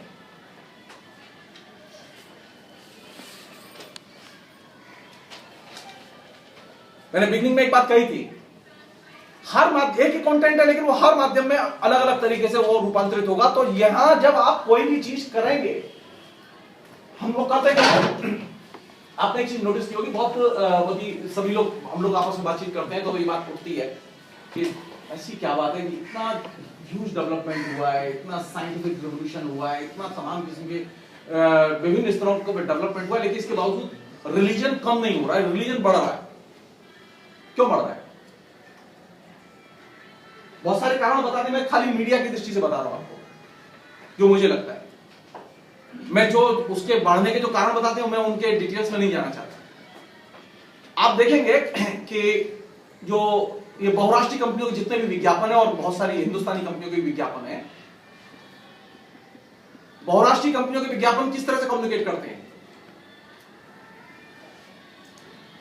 वो हमेशा थर्ड पर्सन के जरिए कम्युनिकेट करते हैं। जैसे मुझे इस लड़की से कोई बात कहनी है डायरेक्ट, तो मैं इससे नहीं कह के मैं इससे कह रहा हूं तुम जरा उससे ये बोल देना। तो अच्छा, मैं इसे डायरेक्ट बोल सकता था, लेकिन मैं इसे डायरेक्ट बोल के इसके आप देखेंगे कि बहुत सारे जो विज्ञापन आप देखते हैं उनकी लैंग्वेज देखेंगे आप। बेबी जॉनसन क्रीम से लेके निविया क्रीम से लेके मैं लंबी लिस्ट बता सकता हूं आपको। सारे विज्ञापनों की जो लैंग्वेज का जो स्ट्रक्चर है वो कौन सा स्ट्रक्चर है? वो मेडिकल लैंग्वेज का स्ट्रक्चर जिसमें किसी और के जरिए किसी और के बहाने ये बात कही जाए। जब आप किसी और के बहाने बात करते हैं तो आप ये तो ठीक है कि आप शैम्पू क्रीम या सब बेच देते हैं, लेकिन आप एक काम और करते हैं जो कि बहुत खतरनाक काम है कि आप मध्यकालीन सांस्कृतिक बोध निर्मित करते हैं। समाज तो आगे जा रहा है, नई संरचनाएं पैदा हो रही हैं, लेकिन सांस्कृतिक बोध नया पैदा नहीं हो रहा। सांस्कृतिक बोध मध्यकालीन सांस्कृतिक बोध ही पुख्ता हो रहा है। किसी की समझ में नहीं आ रही है कि ऐसा कैसे हुआ कि मोदी ऊपर आ गया। किसी की समझ में नहीं आ रहा। अगर ऑब्जेक्टिवली देखो तो मोदी को आना नहीं चाहिए था, किसी और को आना चाहिए था, मोदी को नहीं आना चाहिए था, लेकिन मोदी आ गया। क्यों आ गया? क्योंकि अगर आप देखेंगे कि पिछले 15 साल में विज्ञापनों का फ्लो बढ़ा है या घटा है? बेशुमार बढ़ा है। आज स्थिति है 84,000 करोड़ रुपए का मीडिया पूरा एस्टेब्लिशमेंट है, और विज्ञापन उसमें बहुत बड़ा मेजर हिस्सा है। और विज्ञापन के कम्युनिकेशन की और खासतौर पर मल्टीनेशनल्स के कम्युनिकेशन की धुरी है ये अन्य के जरिए कम्युनिकेट करना। आप चाहे जितने विज्ञापन उठाइए, उसकी चाहे जैसी लैंग्वेज हो, वो अन्य के जरिए कम्युनिकेट करती है। अन्य के जरिए जब आप कम्युनिकेट करेंगे तो आप मध्यकालीन बोध को निर्मित करेंगे। हम लोग सिंपल लैंग्वेज में एक बात जानते हैं, वो टारगेटेड ऑडियंस के लिए बनाए जाते हैं। सवाल तो ये नहीं है टारगेटेड ऑडियंस के लिए बनाए, सवाल ये वो मीडियम क्या है, वो माध्यम क्या है जिसके जरिए वो कम्युनिकेट करते हैं। अगर माध्यम जो है वो मध्यकालीन है तो तय मानिए, फिर जैसा कि मैंने कल की बात में कहा था मैंने कि माध्यम का काम क्या है? संस्कार बनाना। मीडिया का काम अगर संस्कार बनाना है तो हमें देखना होगा कि जो विज्ञापन और उसकी लैंग्वेज आ रही है वो किस तरह के संस्कार निर्मित कर रही है, किस तरह का वैल्यू सिस्टम निर्मित कर रही है। ये अचानक नहीं है। कहां फैले ये 9/11 की घटना कहां हुई? अमेरिका में हुई। अफगानिस्तान में क्यों नहीं हुई?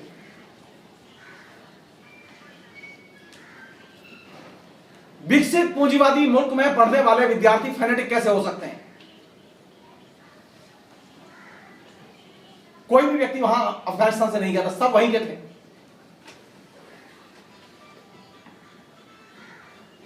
क्यों?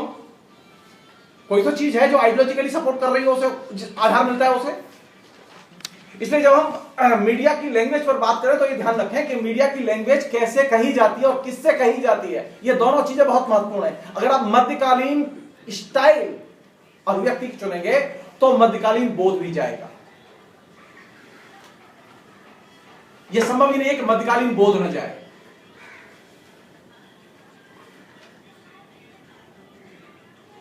अभिव्यक्ति की अगर मध्यकालीन शैली चुनी गई है जो कि अन्य के जरिए संबोधित करती है तो उसमें यह खतरा है कि डिक्टेटरशिप पैदा हो सकती है। उसमें यह खतरा है कि उसमें फ्यूडल वैल्यूज पैदा हो सकते हैं। देखिए कितना अच्छा विकास हुआ है हम लोगों का, कितनी अच्छी भाषा विकसित की है, कितना अच्छा संस्कार विकसित किया है हम लोगों ने पिछले 25 साल में। पहले 25 साल पहले स्थिति यह थी कि दहेज के खिलाफ लड़कियां लड़ रही थी और अभी दहेज ले जाने के लिए लड़ रही हैं। पहले लड़कों में गुस्सा आती थी कि नहीं मांगता है, और अभी स्थिति है कि लड़की बड़ी हुई और वो कहना शुरू कर देती मम्मी मैं जब जाऊंगी तो ये लेके जाऊंगी।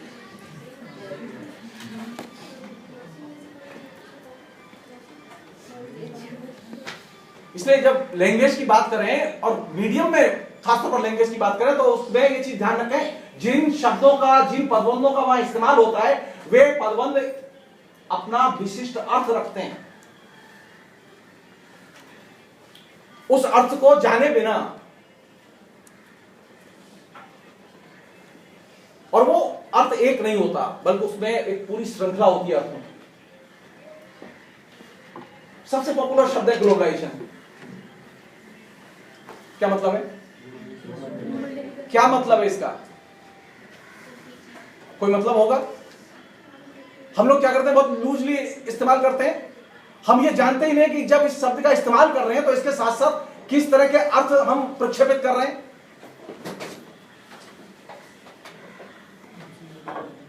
आप इसकी निंदा करें या आलोचना करें, इसके पक्ष में खड़े हो या विपक्ष में खड़े हो, लेकिन जब आप भूमंडलीकरण शब्द का इस्तेमाल कर रहे हैं तो यहां एक पूरा पैकेज है।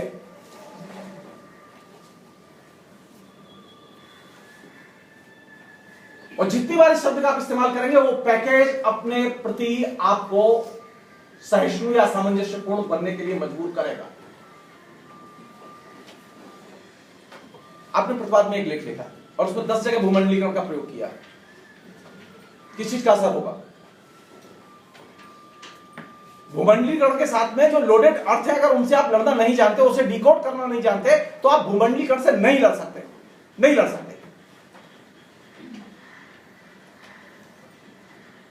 वो पूरा सिस्टम है, उसके साथ में पूरा एक सोच जुड़ा हुआ है। इसलिए कोई भी पदबंध जब हम देखें तो हम ये ध्यान रखें उसके साथ में अपनी एक लोडेड आइडियोलॉजी होती है, उसके विभिन्न लेयर होते हैं और वो विभिन्न मीडियम में, विभिन्न रचनाओं में वो अलग अलग तरीके से ऑपरेट करते हैं।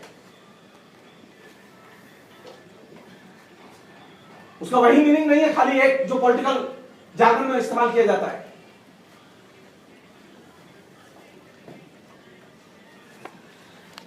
तो माध्यम में जो शब्द आ रहे हैं उन शब्दों के प्रयोग को लेके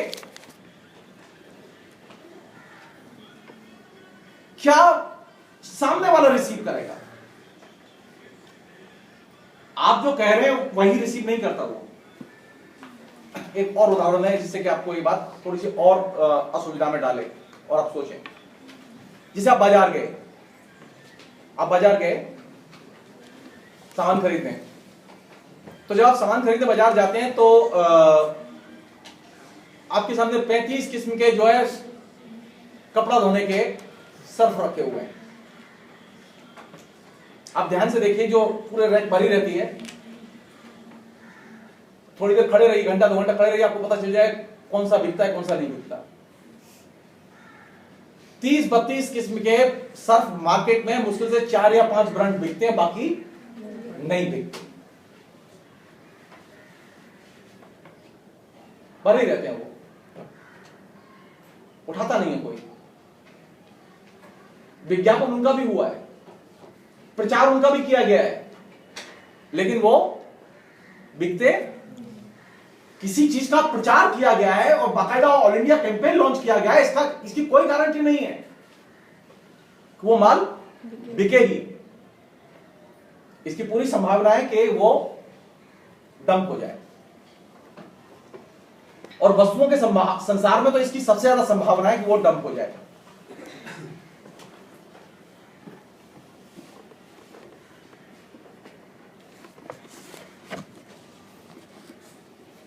जब तक वो दुकानदार, जहां की वो माल है, वो दुकानदार किसी को वहां नियुक्त न करे।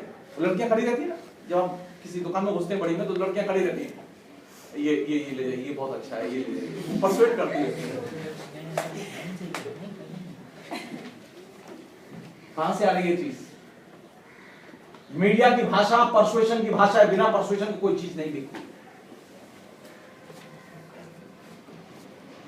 विज्ञापन में भी परसुएशन की लैंग्वेज होती है, और नीचे भी परसुएशन के लिए फिजिकली कोई ना कोई, नहीं तो वो दुकानदार कहता है अरे ले जाइए आप, अब ये चावल ले जाइए, बहुत अच्छा चावल आया है, तो पैसा छोड़िए, आप पैसा आता रहेगा, घर की बात है।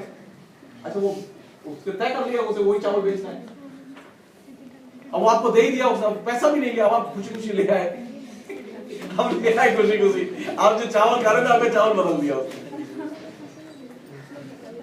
तो वो उसमें एक एलिमेंट है परसुएशन करने वाला। विज्ञापन की भाषा, माध्यम की भाषा परसुएशन के बिना निर्मित नहीं होती, जिसे हम वो फुसलाना कहते हैं। वो फुसलाते हैं आपको खरीदने के लिए, वो परसुएट करते हैं आपको खरीदने के लिए। और जब आप देखते हैं कि विज्ञापन से भी नहीं परसुएट हो रहे हैं, तो वहां नीचे यंग लड़के लड़कियां खड़े रहते हैं हर जगह, वो परसुएट करते रहते हैं, अरे ले जाइए आप, एक बार चख के तो देखिए, लगा के तो देखिए, खा के तो देखिए। वो किसी न किसी तरह से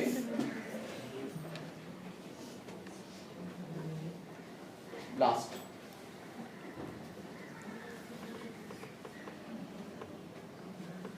आपके सामने दो ऑप्शन है। आप किसी बच्चे के साथ जा रहे हैं, तो बच्चा क्या करता है कि वो आपसे कहता है कि मम्मी चॉकलेट। क्या रिएक्शन होता है मम्मी का? सोच के बताइए। ये अच्छा नहीं है। वो कुछ नहीं करती, वो कहती है अच्छा दे देना भैया इसे।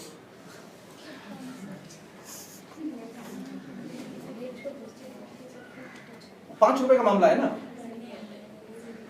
वो चुपचाप खरीद के दे देती है कि तुम ले लो। लेकिन अगर कार खरीदनी हो तब, जो कम दाम की चीज खरीदनी होती है, तो हम लोग क्या करते हैं, हम लोग सोचते नहीं है। मैं जो चीज समझाना चाहता हूं आपको, सोचते नहीं है, ठीक है वो अच्छा दे दीजिए दे दीजिए दे दीजिए, मांग रहा है दे दीजिए। और जब कार खरीदनी होगी तब आप 4 जगह पता करते हैं, 4 शोरूम में जाते हैं, कई बार सोचते हैं, फिर जो गाड़ी यूज करते हैं उनसे पूछते हैं, 2-4 दिन सोचने के लिए लेते हैं, उसके बाद में आप खर्च करते हैं। जहां आपको महंगी चीज खरीदनी होती है वहां आप सोचते हैं, और जो सस्ती चीजें होती है वहां आप सोचते नहीं। कौन सी चीज ज्यादा बिकती है? जाहिर है जो कम दाम वाली चीज है वो ज्यादा बिकती है। तो कैसा एटीट्यूड डेवलप हो रहा है? बिना सोचे खरीदो।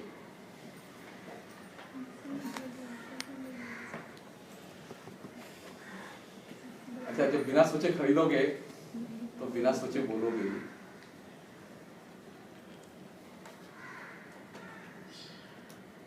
तो बिना सोचे व्यवहार करो। जैसा मैंने शुरू में कहा कि जो भाषा विकसित हो रही है उस भाषा का कंटेंट से कोई संबंध नहीं है, ये आपके बिल्कुल एकदम नेचर के साथ में इनबिल्ट पैदा कर दी गई है। आप सोचते नहीं है लेकिन खरीद रहे हैं। माध्यम ने एक नई भाषा विकसित की है जिसमें शब्द अपनी अंतर वस्तु से पृथक कर दिए गए हैं।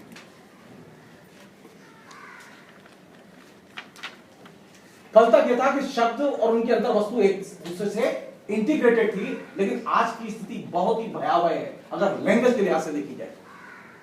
हर स्तर पर my name is Khan film देखी तो आप लोगों ने? बहुत शानदार फिल्म। क्यों बनाई वो फिल्म? जिस मीडिया ऑर्गेनाइजेशन ने स्टार, जिसके क्या चैनल हैं, उसने उसे फाइनेंस किया,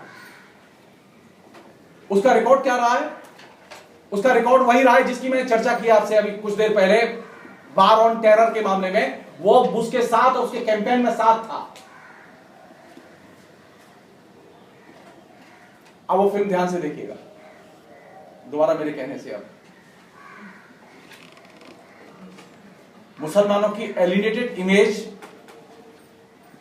उससे पुख्ता होती है या उसके प्रति आप क्रिटिकल होते हैं? पूरे अमेरिका में यह सीरियस क्राइसिस है आज। मुसलमानों की एक एक चिट्ठी खोल के देखी जाती है, पहले डिलीवर बाद में होती है।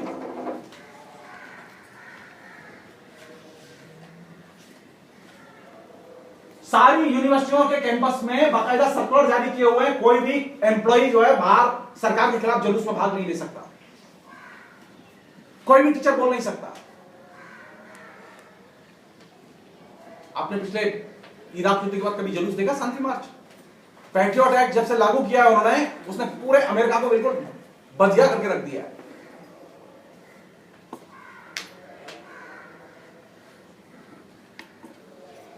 बार ऑन टेरर पर जाने का मतलब है कि आप अपनी फ्रीडम ऑफ एक्सप्रेशन को छोड़ देंगे। अमेरिका के सारे इंटेलेक्चुअल्स परेशान हैं, नॉम चॉम्स्की से लेके नीचे तक सारे पॉलिटिकल एक्टिविस्ट परेशान हैं। आतंकवाद के खिलाफ कौन नहीं लड़ना चाहता? सवाल यह कि इस अमूर्त आतंकवादी को परिभाषित कौन करेगा? कौन परिभाषित करेगा इसे?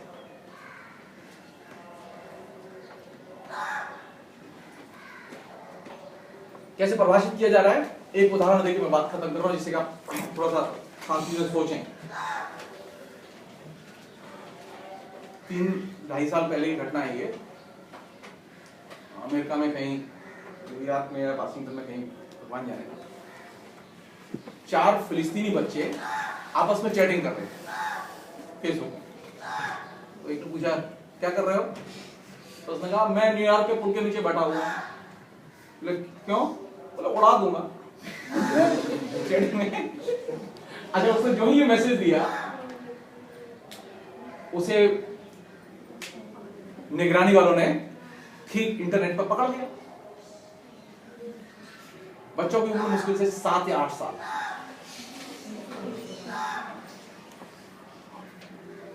चौबीस घंटे के अंदर पुलिस दरवाजे पर 4 बच्चों के, और पुलिस उठा के ले गई। न्यूयॉर्क का फूल उड़ाने की योजना बनाते हुए आतंकवादी पकड़े गए। न्यूयॉर्क टाइम्स और वॉशिंगटन पोस्ट में फ्रंट पेज न्यूज। जिन बच्चों ने कभी फिलिस्तीन नहीं देखा, जो बच्चे घर से बाहर नहीं निकले, जो बच्चे जानते नहीं, सिर्फ बात कर रहे हैं, सिर्फ बात कर रहे हैं, और वो भी मजे में।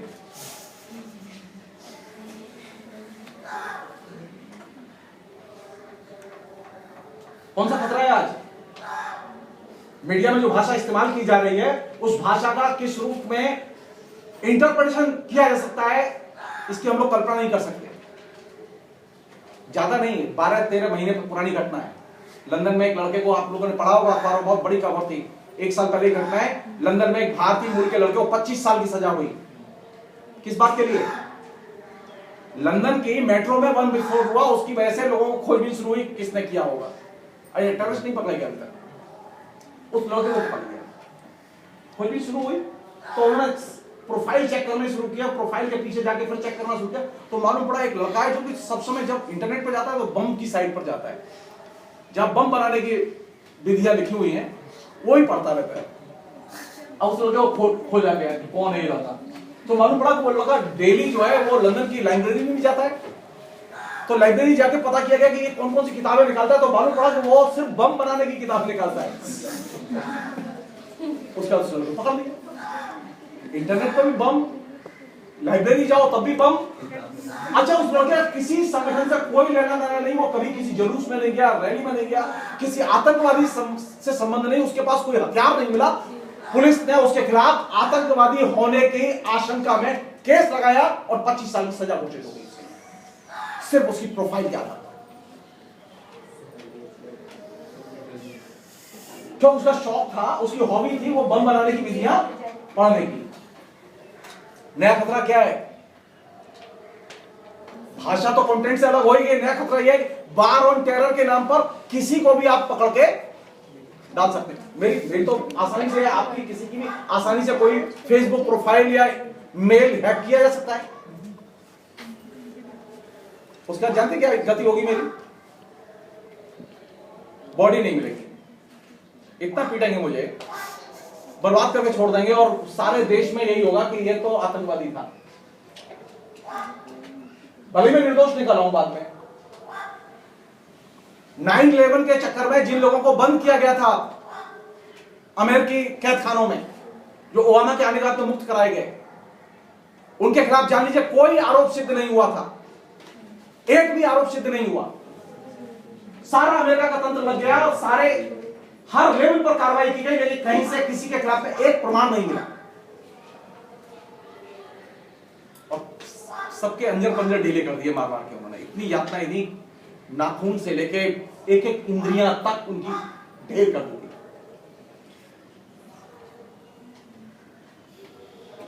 तो मीडिया की भाषा जो ऊपर से इतनी सफल, सुशिक्षित, सुसंस्कृत, कॉम्युनिकेटिव लगती है, उसमें एक लोडेड आइडियोलॉजी होती है, उसमें श्रृंखलाबद्ध मीनिंग होते हैं। वहां एक मीनिंग नहीं होता, अनेक मीनिंग होते हैं। तो लिखते समय, उसका प्रयोग करते समय यह चीज हमें जेहन में रखनी चाहिए कि उसका इंपैक्ट क्या होगा, उसका कहीं उपयोग दुरुपयोग क्या बन सकता है। इसलिए जब मीडिया की भाषा की बात करें तो मैं तो सिर्फ बार बार एक बात कहता हूं, वो बिल्कुल एकदम फिसलन भरी जो है ना वो जमीन है, जिस पे आप पैर रखेंगे चल नहीं सकते, जो ही चलेंगे उस पर रपट के गिरेंगे। आप उस पर सीधे सतर्क खड़े होकर चल नहीं सकते। मीडिया की भाषा एकदम रपटन भरी जमीन है, इस पर आप एक बार गए, आप बार बार फिसल के गिरेंगे। आप जाइए, लौटेंगे नहीं, और लौटे तो सारी इंद्रियां आपकी टूटी फूटी होंगी, सारी इंद्रियां टूटी फूटी होंगी, आपकी इंद्रियां बचेंगी नहीं। और विश्वास ना हो तो शाहरुख खान से पूछ लो, सबसे बढ़िया इमेज है उसकी। पूछो उसके शरीर की क्या हालत है। जो नायक है, उस नायक को अपनी मेंटेनेंस में कितना समय खर्च करना पड़ रहा है और उसका क्या शरीर का गत बनी है। सबसे ज्यादा मतलब कष्ट में शरीर है उसका। मीडिया की भाषा वह नहीं होती जो दिखती है। मीडिया की भाषा का अर्थ वहां नहीं होता जो आपको दिख रहा है।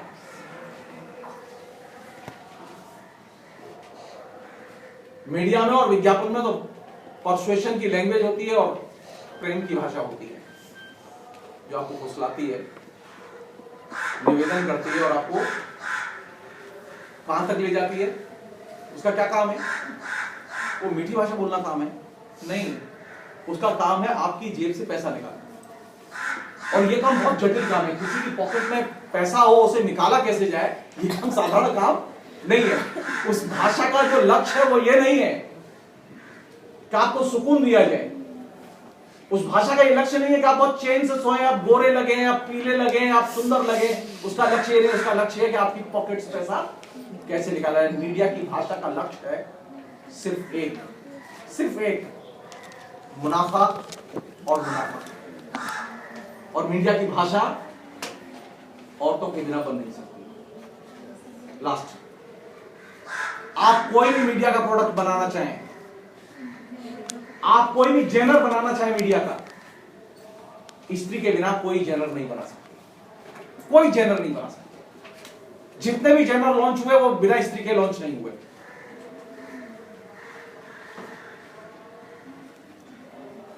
सबसे अच्छा कंज्यूमर कौन है? कौन है? सबसे अच्छा कंज्यूमर वह है जो खाली पॉकेट है, जिसकी जो बेकार है। सबसे अच्छा कंज्यूमर वह नहीं। मुझे तो तनख्वाह मिलती है, मैं तो सोच समझ के खर्च करता हूं। इसको तनख्वाह नहीं मिलती, ये आता है कहता है पापा पैसे दो। सबसे अच्छा कंज्यूमर कौन है? जो बेकार है। सबसे अच्छा कंज्यूमर वह नहीं जो कमाता है, ये जान लीजिए। टारगेट किसे बनाया जाना चाहिए खरीदारी के लिए? लैंग्वेज के टारगेट कौन होंगे? लैंग्वेज के टारगेट वे होंगे जो बेरोजगार है। और सबसे ज्यादा बेरोजगार कौन है? ये लड़कियां, ये औरतें सबसे बड़ी बेरोजगार है। तो कोई भी मार्केटिंग स्ट्रेटेजी इन औरतों के बिना बनती नहीं, क्योंकि सबसे अच्छी कंज्यूमर वे हैं, क्योंकि उनके पास पैसा नहीं होता। पैसा इस सेंस में नहीं होता क्योंकि वे कमाती नहीं है। तो अच्छा कंज्यूमर कौन? जो कमाता नहीं है, वह उसका निशानी पर है, वह उस लैंग्वेज के पर्सुएशन की निशानी पर है। आपने कभी मॉल में आदित्य बिरला को घूमते हुए देखा है? कभी किसी अमीर को आप घूमते हुए देखेंगे ही नहीं, वहां मिलेगा ही नहीं। वो घूमते हुए कौन लोग मिलते हैं? यंग लोग, जो बेरोजगारों की पूरी फौज है वो आपको मिलेगी। अच्छा, मैं कभी कभी मैं जाता हूँ तो मैं कभी कभी असमंजस में असुविधा में फंसता हूँ। विद्यार्थी कहते सर आप यहाँ तो मैं कहता हूँ भाई मैं भी तो उपभोक्ता हूँ। नहीं सर, हम सोच नहीं रहे हैं कि, क्योंकि मार्क्स कहते थे कि अच्छा कंज्यूमर वह जो कि बेकार है। जो नई परसुएशन की भाषा है, वो जो नई भाषा है वो किन के लिए है? जो बेकार है उसे मोटिवेट करने के लिए। इसलिए जब इसके पूरे दायरे को देखें, वो किसे संबोधित कर रही है, किस रूप में संबोधित कर रही है, वो किस तरह से उसे, आप देखें कि इस यूथ को जिसे वो संबोधित कर रही है, जो रिवेल है, जो सबसे ज्यादा अपडेटेड है, आप देखिए वो कितना रिवेल है।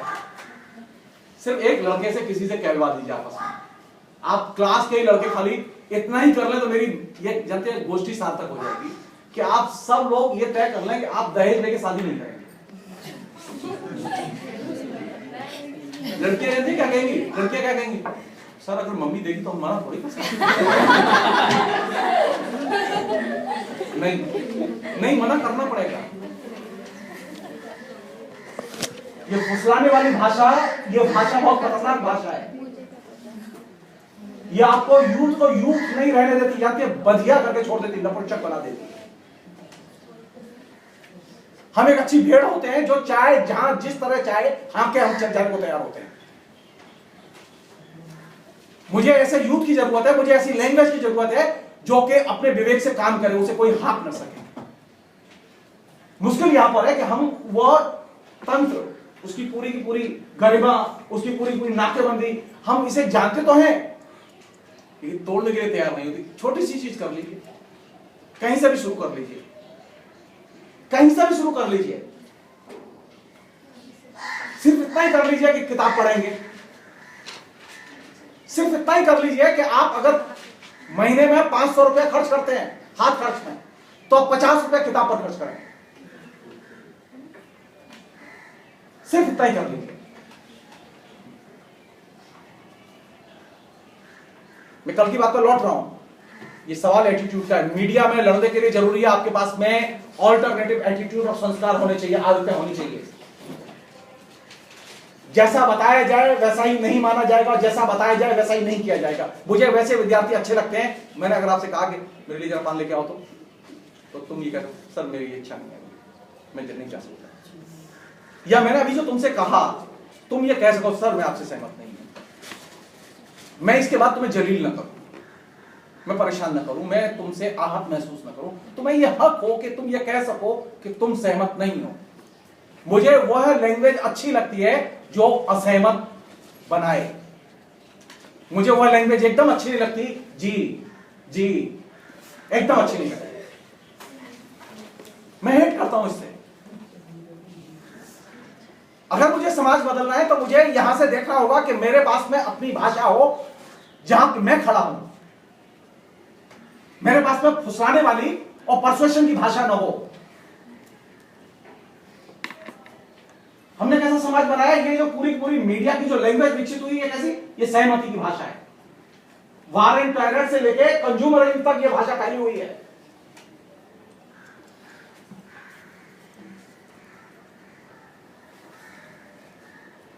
लोग पूछ सकते हैं कि मैं इतनी देर यहां बोल रहा हूं, इतना परिश्रम करता हूं, पढ़ के आता हूं, क्या मिलेगा मुझे?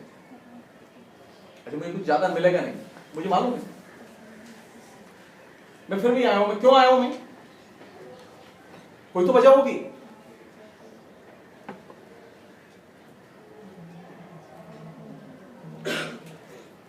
क्या हर काम इसी उद्देश्य से किया जाए कि मुझे क्या लाभ होगा? यह हो सकता है आप में से किसी के भी भेजे में मेरी बात न घुसे और मेरा पूरा लेक्चर बेकार चला जाए, ये हो सकता है। मीडिया ने जो भाषा विकसित की है वो कौन सी भाषा विकसित की है? सफलता की भाषा। आप कितने सक्सेसफुल हैं।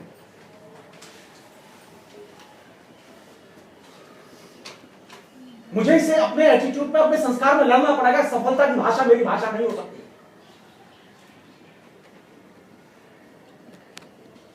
बदले में मुझे क्या मिलेगा? नहीं, मेरा काम है करने का, मैं करूंगा, बदले में मुझे क्या मिलेगा ये मेरा लक्ष्य नहीं है। मैं पढ़ा लिखा व्यक्ति हूं, मैं जानता हूं चीजें, तो मेरा काम क्या है, मैं इसे बताऊं लोगों को, मैं शेयर करूं। मेरा काम यह थोड़ा है कि मुझे बदले में क्या मिलेगा। नई भाषा जो विकसित हुई है वो क्या है कि हम क्यों करें, हमें बदले में क्या मिलेगा। एकदम निहित स्वार्थी व्यक्तित्व विकसित किया है इसने। तो जब आपका निहित स्वार्थी व्यक्तित्व होगा तो आप कैसे बनेंगे? आखिरी चीज और बहुत काम की चीज, बिना उद्देश्य के नहीं जीना चाहिए और बिना उद्देश्य के किसी भी टेक्नोलॉजी का इस्तेमाल नहीं किया जाना चाहिए। चाहे आप कलम का इस्तेमाल करें, चाहे आप मोबाइल का इस्तेमाल करें, चाहे आप इंटरनेट का इस्तेमाल करें। जिन लोगों ने टेक्नोलॉजी को निर्मित किया है उन लोगों के उद्देश्य रहे हैं, ध्यान रखें हम लोग।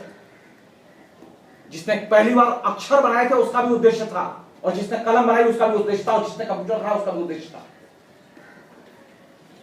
मुझे ऐसे युवा नहीं चाहिए जिनका कोई आदर्श न हो, उद्देश्य न हो जीवन में।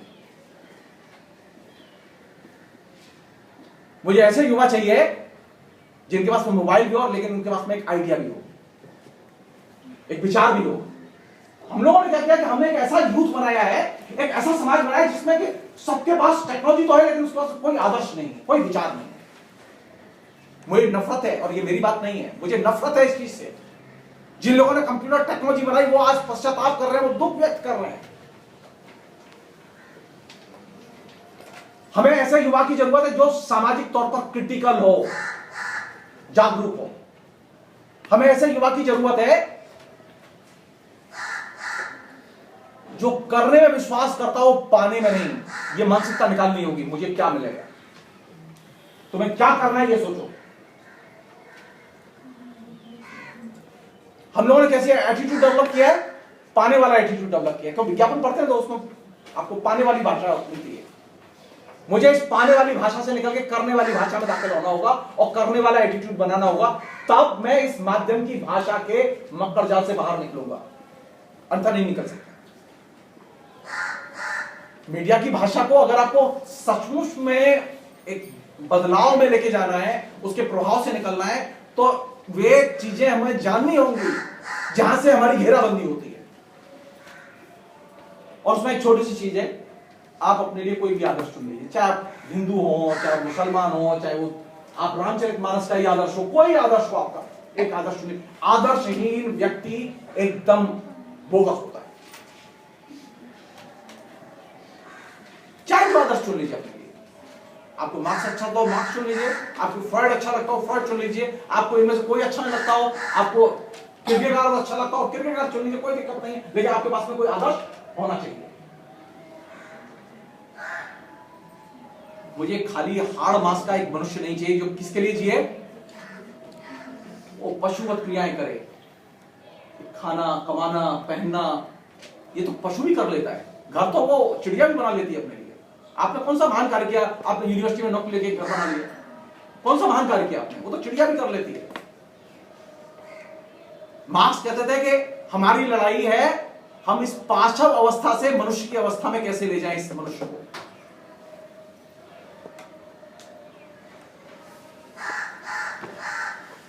नई भाषा है, वो नई भाषा यहां से शुरू होगी कि हम क्या ऐसे समाज के निर्माण में दाखिल होना चाहते हैं जो मनुष्य बनाए, या ऐसे समाज में दाखिल होना चाहते हैं जो खाली हमें पशुवत क्रियाओं की तरफ ले जाए। क्या कर रहे हैं? खा रहे हैं, कमा रहे हैं, सुखी हैं, पूरी जिंदगी कट गई, कुछ किया ही नहीं। तो ये काम तो पशु भी कर लेता है, उसके लिए तो मनुष्य योनि में आने की जरूरत नहीं थी। मनुष्य योनि में अगर आप आए हैं तो मनुष्य योनि का एक बुनियादी काम है कि जिस समाज में रहते हैं उस समाज को बदलने के लिए आप सोचें क्या कर सकते हैं। वह चीज आपको बुनियादी तौर पर प्रेरणा देगी, वह चीज बुनियादी तौर पर समाज को बदलने में प्रेरणा देगी। बिना इसके आप मीडिया की भाषा के बाहर तो एकदम नहीं निकल सकते, एकदम नहीं निकल सकते। बहुत बहुत शुक्रिया।